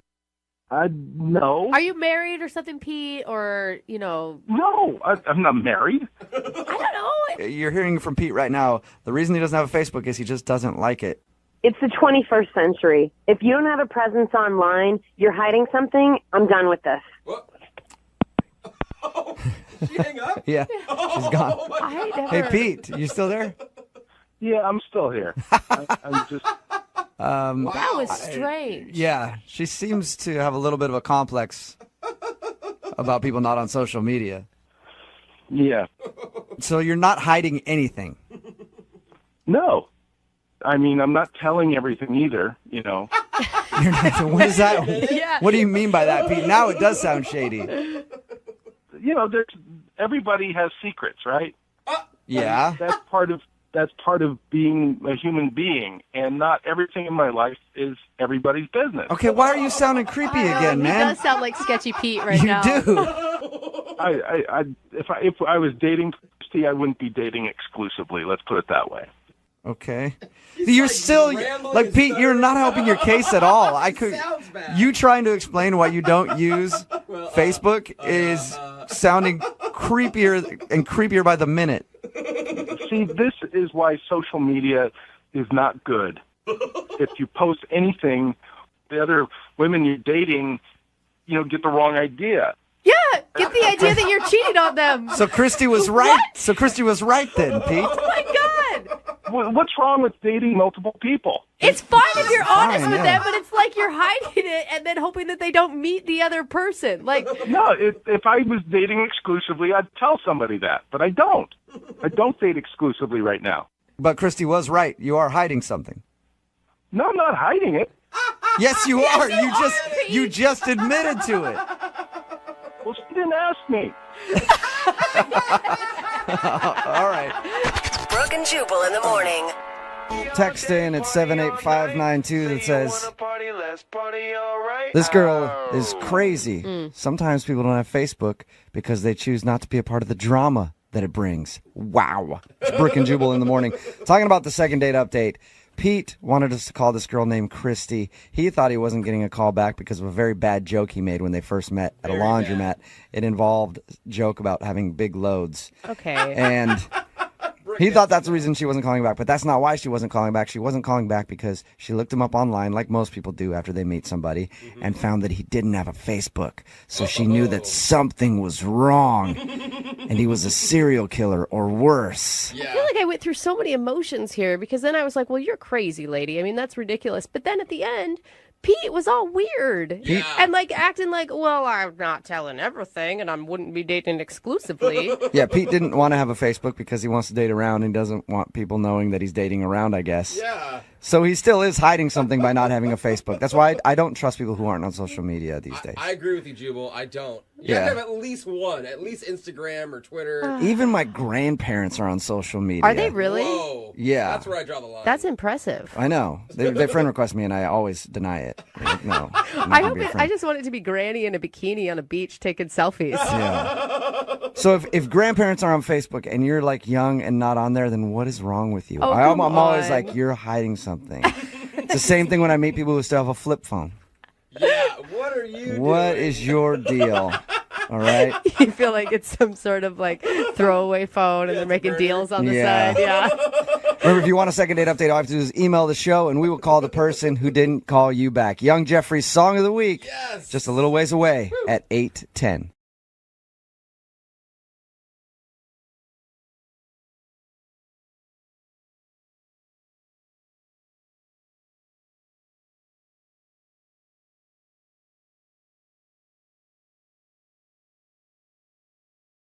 Need LASIK? Trust the experienced team at the LASIK Center at Evergreen Eye Center. No glasses, no contacts, no limits. What will you do? LASIK at evergreen.com. Moving 92.5. Brooke and Jubal's second date update. Today, for your second date update, Amy is on the phone, and Amy says she's worried that her work got in the way of her first date. Oh. Ooh, no. which will happen when you're a porta potty diver. Because Oh. you're down there all day trying to fish stuff out. You don't smell very good when you go on the dates, I'm assuming. Is that what you do for a living, Amy? No, I am not a porta potty diver. I am actually a musical therapist. Oh, yeah. I mean, A musical therapist? So I motivate my clients through singing uplifting songs to them. You know, I kind of, well, it's receptive music therapy. It gets them into a meditative state, and it really transforms their outlooks. It gets them into a relaxed space. And when you sing to somebody that's dealing with mental turmoil, it actually kind of shifts the chemistry of the brain a little bit. whoa. I cannot believe you're something more interesting than a porta potty diver. Yeah. And Amy, I've been through pretty much every form of therapy that I have ever imagined, and I had no idea that there was this one. So it looks like somebody's got to go look for a new doctor. Well, you know, I am seeing clients, so just let me know. Okay. Well, I'll hit you up. Can't wait for you to sing to me. God, I don't want to talk about the date now. I just want to talk about what she Yeah. does and have us sing to her. Fine, you went on a date, Amy. They're not calling you back. I'm interested to how that got in the way of your work. I mean, you didn't start trying to like sing him through some mental turmoil in the middle of your date, did you? Well, I mean, it did come up pretty organically, to be honest. He came Oh, so in. you did? Well, I usually do. Okay, one second. Wait, no, before we get to that, Amy, because that's going to take some time. What's the guy's name? His name is Rick. Rick, and where'd you meet Rick? Rick and I actually met at a yoga class. Okay. Okay. And what did you like about Rick? He was just very charming and friendly, and he approached me, and I thought that, you know, maybe we would hit it off, and it seemed like we did. So what did you guys do on your date? We went to dinner, and it was a really nice little French place, pretty quiet, but he was a little bit late. And how did that make you feel, Amy? Amy, how did that make you feel that he was late? That's very funny. You obviously have had some experience with therapy before. More than you can ever imagine, Amy. So anyway, how late was he? He was only about 20 minutes late, but it really seemed to stress him out. You know, he came in and I could just feel his energy was so frazzled. And, you know, we were in a public setting, so I didn't want to sing to him right there, but I've been in this field for so long, and I can always tell when my music is going to make a difference in easing someone's tension, you know? So, Amy, did you just start singing to him out of the blue? Well, I asked him to come a little closer and told him that that's what I would be doing if he was comfortable, and he said he was. So okay. Prior to this, did he know what your line of work was? I think he may have known that I was in therapy, but I don't think he was fully aware to what extent. Okay. Oh, no. Okay. Would you sing to him that old song by Next, Too Close? Not quite. Okay. He needed a little motivation. He needed a little everything's okay kind of music. So I just brought him in a little close, and I sang him one that works for almost all of my patients. Can you give us a sample? Well, I started with the chorus for him, which is just, hey now, you're an all-star, get your game on, go play, and all that glitters is gold. Dude, Amy. Are you joking, Amy, you know what? I was skeptical as soon as you started singing. So relaxed right now. Come on. Amy, this is totally it. This is the reason he's not calling back. But he seemed really, really relaxed by it. You know, he laughed a little at first. Most people do, but he then kind of sank into himself and opened up, and we really had a lovely time after that. About an hour's worth of conversation, and it just didn't stop. Wow. Okay, well, what happened at the end of the date? We hugged goodbye, and I sang him a little goodbye tune as he left, and that was it. Boys to Men never say goodbye. Oh, no. Oh, it's so hard to say goodbye. I stay away from Boys to Men. Okay, what's the goodbye tune that you sang? I do it with all of my clients, and some of my friends, and I even do it with one another, but I always sing Ain't No Mountain High Enough. Interesting. Oh. Okay. So it's very much a you can do it song. There's nothing that's going to get in the way of you pursuing the world to the best of your ability. Wow. Yeah. Okay. Ain't no mountain high enough. No valley low enough. This is so strange to me. So, Amy, even if, he was into the songs, don't you think it's kind of strange to treat your date as if he were your client? Well, I wasn't really planning on it, but then he just came in with so much stress. It was like the world was on his shoulders, and I knew that if I took that moment with him, that maybe I could just help him move forward, and it called to me in that moment. Well, your email said that you think your job got in the way. You must. I don't want to tell you how to feel, Amy, but you must think that the singing had something to do with it. Well, I do. It gets called into question on occasion, and I wasn't really questioning my choice that evening, but now I'm kind of second guessing if that behavior maybe wasn't the right move with him, which is unfortunate. I really enjoyed myself. Okay, well, we'll play a song, come back, unless you want to sing the song. I think I get enough in my day-to-day. Thank you. Okay, cool. Then we'll play a song, come back, and call him and get your second date update, all right? Great, thank you. Okay, hang on. Moving 92.5. Brooke and Jubal in the mornings. Second date update. Hey, Amy? Yep. Before we get into the second date update, you're a musical therapist. You help people deal with their problems through music. And I can sense that you're a little nervous right now, and so I thought maybe I'd help you out and let you know that you gotta have faith. You gotta have faith. Faith. And see, I feel more at ease now. Don't you? You're joking now, right, Amy? I can't tell when you're joking and when you're not. With that one a little bit, yeah. Okay. Amy, I wanna touch your body. Whoa, Jubal. Too far, man. The lyrics of the song. No. Okay, we're about to call him, and if for some reason you missed the first part of the second date update, like I said, Amy is a musical therapist. She went out with a dude named Rick. He was late for the date and was stressed out, so Amy tried to help him by using her craft and singing him a song. She sang him Smash Mouth's All-Star because that's one of Amy's go-tos. I can't help but laugh at that, Amy. Well, if you listen to the message, I can see why. It's positive. Exactly. It's helped so many. Right. So if that's the reason he's not calling you back, are you willing to stop singing on future dates? I mean, I'm willing to maybe tone it back a little, but this is something that I truly believe in. Yeah. Right. And I can't really be with someone who doesn't support and appreciate that, you know? And you know what that is, Amy? That's stating your needs and setting a boundary, and I support that. And I'm going to call him right now, all right? Wow, you really have had a lot of therapy, huh? Yeah. Yes, I have. Now I'm going to dial Rick's phone number and see if we can get him on the phone and find out why he's not calling you back, okay? Okay, I'm ready. All right.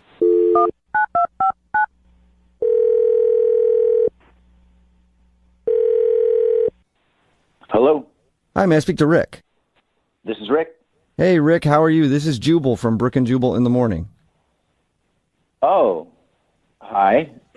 Hi. Are you familiar with the show? I've heard the show once. Awesome. A couple times, Once. yeah. Cool. Okay. Wait, so are you part of the show, or I don't understand what's going on? Yes. Yes, I am. I'm the Jubal part in the Brooke and Jubal in the Morning. I'm speaking to Jubal? Mm-hmm. Yes. Actually, you're speaking to the whole show. Yeah, we're here too. Hey, Rick. What's up? Okay, this is strange. Rick, the reason I'm calling you is we do a segment on our show called the Second Date Update. So we recently got an email about you from a woman named Amy. Oh. You remember Okay. Amy? Yeah. She emailed you?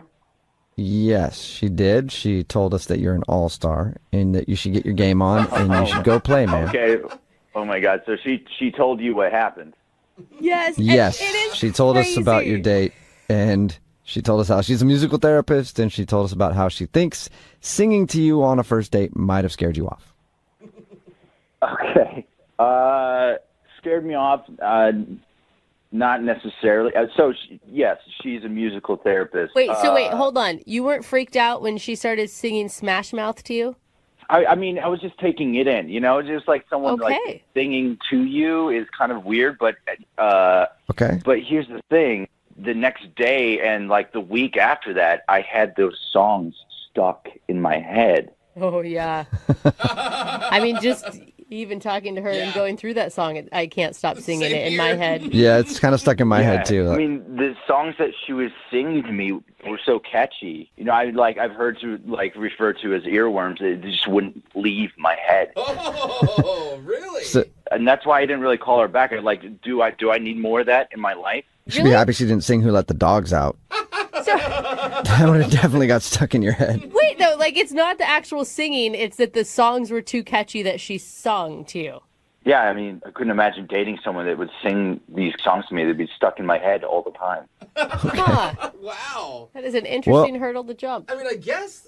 Rick, I wish I had a song to sing you about this, but I can't think of one. But Amy is on the other line listening and wants to talk to you. So she's been listening? Yes, she has. Oh, I could have sang Mr. Telephone Man. Well, that would have been good. What about- Anyway, Hello? sorry. I'm stuck on that, and I need to concentrate on the fact that Amy's on the other end. Amy, you still there? Hello. Yeah, I'm still here. Hey. Are you? Hi. Hi, Rick. Listen, I hear what you're saying about the songs being stuck in your head, but I just want you to know that they're supposed to travel with you throughout your days so that as you go about your everyday life, just in the back of your mind, it's going to make your day a little bit better. And if you can just incorporate that into your life instead of trying to push it away, then it'll have infinite benefits. Whoa. Yeah, but the songs that you sang to me kind of suck. Hey, I mean, he's got a point. Having your life overtaken by Smash Mouth is not... Well, then, do you know what you need to do, Rick? You just gotta shake it off. Shake it off, because players gonna play. And haters gonna hate. What's going on? What are you doing right now? I am telling you that I am a musical therapist, Rick. I'm telling you to use these songs to help you through whatever issue it is that you're going through, whether it's with me or with your work. And you know what? If you finally put those walls down and embrace it, you will be walking on sunshine. Oh, walking on sunshine. Dude, Amy, I'm with you on that one. Don't you want to feel good? I can't with Amy. I mean, I want to feel good, but it's really annoying. I can't live like that. I don't know what to tell you. It's not a matter of turning it on and off. It's when the moment moves me, I have to help. That's my calling in life. I understand that, but I mean, when I was late, the only problem was that I left my keys at my house. It wasn't that big of a deal. I don't understand why it was worthy of a song. Because, Rick, it was obvious that it wasn't just about your keys.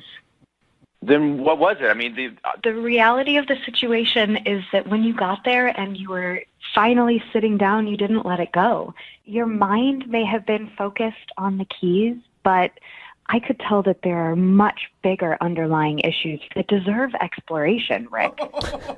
You got to help that inner child get his keys back, Rick. I mean, yeah, maybe you're right. I haven't really thought about it like that. Yeah. Really? You guys, this is a There's date. an inner child in you who can't find his keys, and you're too focused on finding the adult's keys. I don't know what's going on. This is not a therapy session. You know, I think he's joking, but at the same time, he has a really good point, Rick. That's why I chose to sing to you. I mean, to be honest, I don't know where to go with this. I mean, should I go on another date, or should I just seek out therapy, or?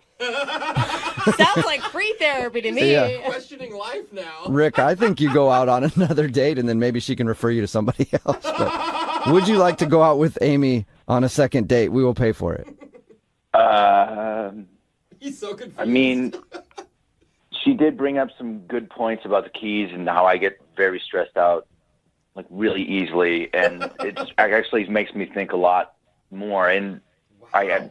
I think I would like to continue that conversation. So yeah. What? Hey! Okay. This is the most surprising second date update I think we've ever done. Well, I think we need to figure out if this is going to be a date or if this is going to be a session, because I can't actually mix my professional and personal lives in that way. So if you're looking for help and not companionship, then I am going to have to charge you. What? Like the first date, you're mixing all over the place. You know, I need to know, is is this Rick wanting to seek another therapy session, or is he actually looking for something romantic? Rick, we need you to clarify. Do you want more counseling with Amy, or do you want to go on a date with Amy? Yeah, I think the more helpful thing for me would just be therapy, just to do the session thing. Okay. So, Rick, I think you've made the right choice. Of course you do. And Rick, we all support you in your decision. So I guess here's the thing, though. We do pay for a second date update. I'm sorry, I can't pay for counseling sessions with Amy. Not like even one? Okay, we'll do your first session. Fine. We'll pay for your first session with Amy, and then after that, you're on your own. Okay, that sounds good. Okay. Oh my God, I think that this is more successful than any other second date we've ever had. But let's not forget about Amy. Amy, you didn't get a second date, but you did score a new client. Well, that's okay because I know that my heart will go on. I'll make it. That was great. And Amy, actually 2 new clients. Do you have anything on Tuesday around 2 o'clock? Brooke and Jubal in the morning. Do you know what you need to do, Rick? You just gotta shake it off. Shake it off, because players gonna play. And haters gonna hate. What's going on? What are you doing right now? I am telling you that I am a musical therapist, Rick. I'm telling you to use these songs to help you through whatever issue it is that you're going through, whether it's with me or with your work. And you know what? If you finally put those walls down and embrace it, you will be walking on sunshine. Oh. That is a clip from today's second date update. Before it, we said it was going to be one of the strangest ones you've ever heard, and I guarantee you probably agree with me, except there are a lot of people on the text message board at 78592 right now that say, I want to book a session with Amy. What? No. She's like a walking musical, you guys. Yeah. I will say impressive that she could come up with a song for every situation. You missed it. Amy is a singing therapist. Yeah. And she went on a date with Rick. Rick wasn't calling back. Why? Because the singing thing wasn't necessarily weird to him, but she sang some songs that got stuck in his head. He's like, I don't know if I could be around her all the time. Mm-hmm. Well, at the end of the whole thing, he ended up booking a session with her because she felt like he's got some unresolved anger issues. And he agreed. Guys, there's no way she went to school for this. I'm just saying. Yeah, she had to create this has this got to job. be some crack psychology or something. It's a thing. I looked it up. I've heard of pretty much every single form. When you've been in therapy since kindergarten, you've pretty much heard of every single form of therapy. I'd never heard of this one before, and now I guess I have to try it because I have to do every single one. I have to do every single one. Oh my God! If this It's turns a out to legit be thing. the thing that actually changes you, Jubal, I Dude. don't want you singing all over the place. You're I just around- can't. I'll take Angry Jubal. Yeah, That's going to be my new thing. You're around Just too much music. You will never music stop. therapy. All right, remember, if you want a second date update, all you have to do is email the show, and we will call the person who didn't call you back. Moving 92.5.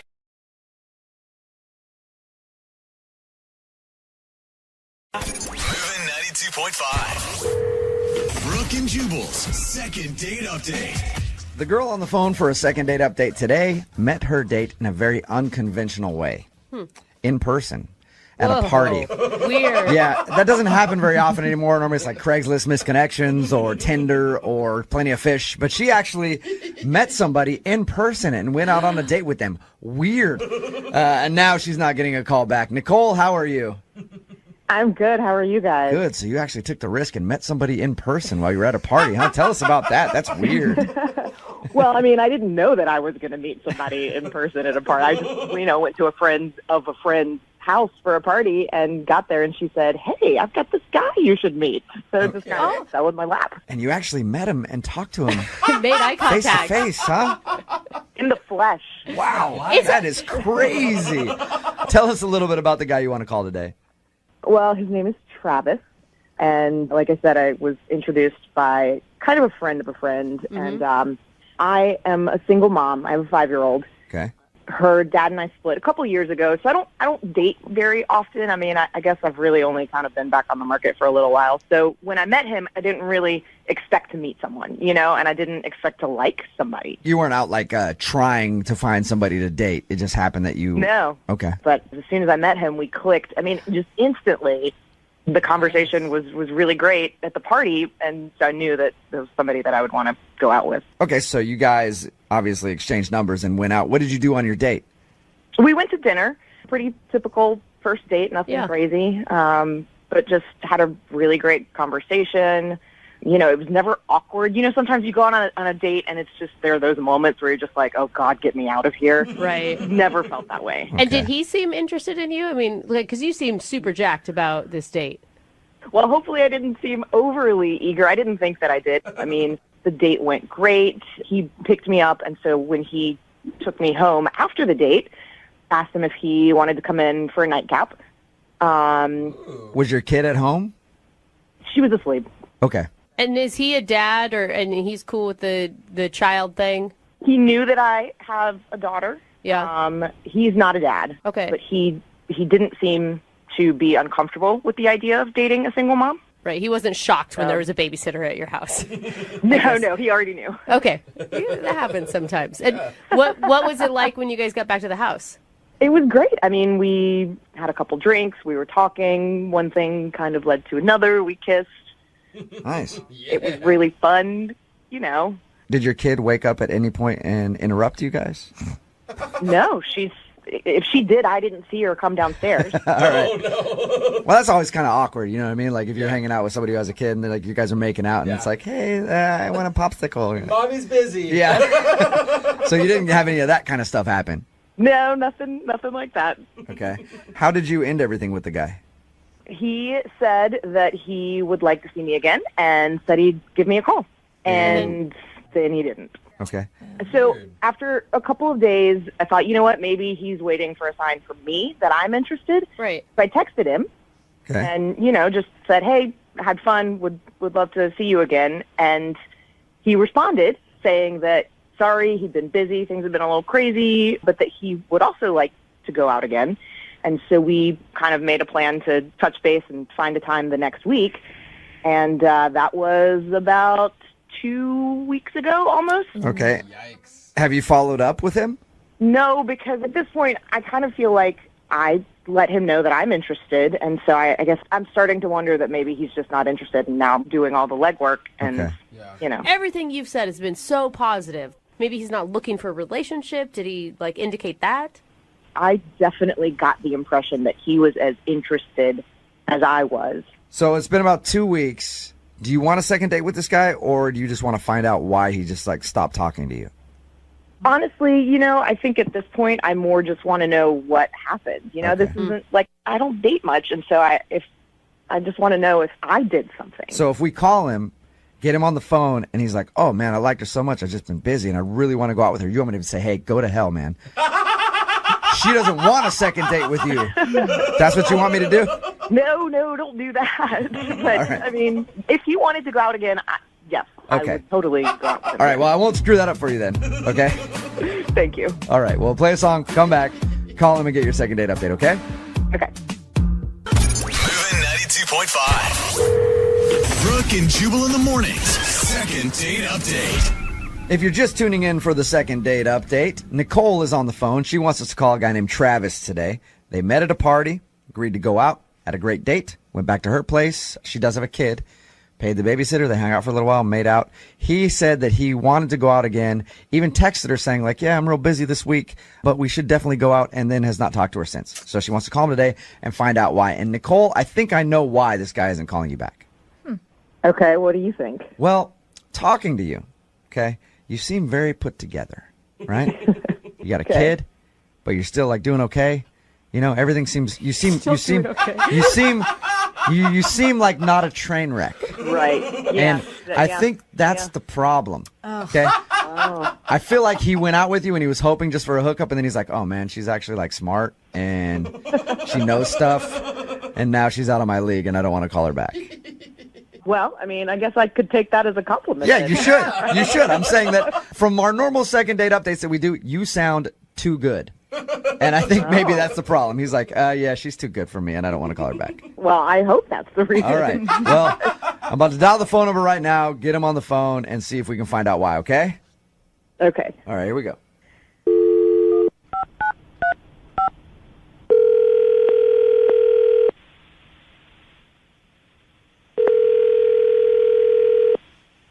Hello?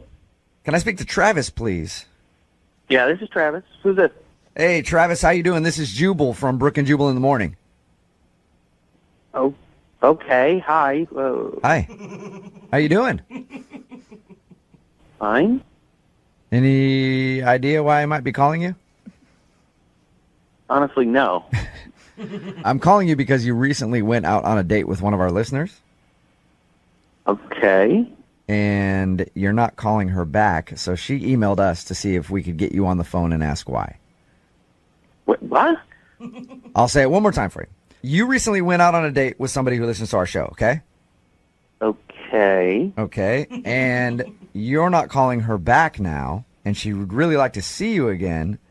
Okay. But since she can't get a hold of you, she asked us to do it and see if we can find out why you're not calling her back. Okay. Her name is Nicole. Do you remember going out with Nicole? Yeah. Okay. You guys met at a party and hung out back at her place? Yeah. Well, according to her, you've said that you want to hang out again, but you've told her that you're busy, and then you just kind of stopped talking to her. Is there any specific reason? Well, yeah, I'd like to hang out with her again. I just haven't had time. Okay, so your excuse about being busy, that's true. You really do want to see her again? Yeah, sure. Okay. Then why? What? All right, so you say that, but why haven't you contacted her at all? Listen, I don't know what to tell you. You got me. I didn't call her back. Okay. You're right. Can you tell us why? Well, she's a mom. She's got a 5-year-old kid, and I'm not ready for anything like that. Okay. Why'd you agree to go out with her in the first place then? Well, I thought at first that maybe it could work out, but then, after the date, I realized that there's no way. So you're saying after the date you realized it. Does that mean that something happened during the date to make you change your mind? I don't know.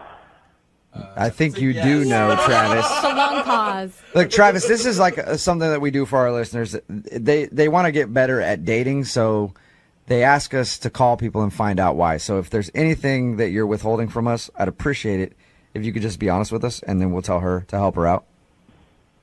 When we were hanging out at her place, it was just weird. It was weird? Yeah. Okay. So here's the thing. We talked to her. She said that she paid the babysitter. You guys hung out and made out a little bit. You didn't even have any interaction with her kid because she said you didn't even see the kid. No, I didn't see the kid, but I knew the kid was just on the other side of that wall. So just knowing... What? There were stuffed animals all over the place and Barbie dolls. Okay. Too much for me. So you were cool with it until you got there and you're like, all right, I know there's a kid here. This just became real, and you didn't want to hang out with her again. Well, it was more than that. I mean, things started, progressing between us, physically. I just couldn't get it out of my head that the kid was, right there. So the whole time you're making out with her, you're thinking, all right, this is going to go to the next level. The only thing that's in your head is a kid. Yeah, exactly. And I tried to put it out of my mind. I tried to play through it, and, I go under her shirt, and then I see her scar, and that was it. What? So wait, say that again? When we were kissing, I lifted up her shirt, and I saw she had a C-section scar. A C-section scar? Yeah. So is this about the kid or about the scar? That was just a reminder that she has a kid. There's nobody around her. Okay. Can I ask, what is it, though, about the kid? I don't get why you're so shocked by all this when you knew about it going in. I don't want to be in a position where I have to play dad. I don't want to be making out with someone and have a kid walk in. I don't want anything to do with it. It didn't seem to stop you at the time. What? Hi, Nicole here. Hey, Travis, Nicole's actually on the other line. Are you kidding me? She's been listening in this whole time? Sure have. And I think it's interesting that you'll tell these guys, complete strangers, what's going on, but you won't even answer a text for me. Well, Nicole, they were asking questions. Yes, I answered them, and I didn't answer your text. And what do you think is more uncomfortable? I guess that's a good point, yeah. I would think responding to a text is easier than having a conversation. it's not like I was asking you for an explanation in person. I just sent you a text. What am I supposed to say to you? Your C-section scar freaked me out? I don't think you have to go that far, Travis. You could at least give me the courtesy of saying, hey, listen, this just isn't for me, instead of just, hey, I'd like to see you again, and then nothing. Yeah. You know, like, why say you want to go out again if you don't? Hey, listen, this just isn't for me, okay? Lady with a baby isn't for me. All right? I'm sorry. I was trying to let you down easy by just ignoring your text. I thought you would get the clue, but this isn't for me. Yeah, I don't think this is for me either. Oh, that's a shame, because I was going to see if you guys wanted to go out again. I will pay for it. Oh, will you? Yeah, why don't you go and get us 3 tickets to Disney on Ice? Disney on Ice. All right. That was a no. So I guess neither one of you want to go out again. No, definitely not. And you know what, Jubal? You're right. I'm way too put together for See? this guy. Told you. Called it. All right. Well, Travis, thank you for your time. I appreciate it. All right, guys. Okay. No more single mommies for you. You got that right. Okay? And don't call them single mommies because that sounds creepy. Brooke and Jubal in the morning.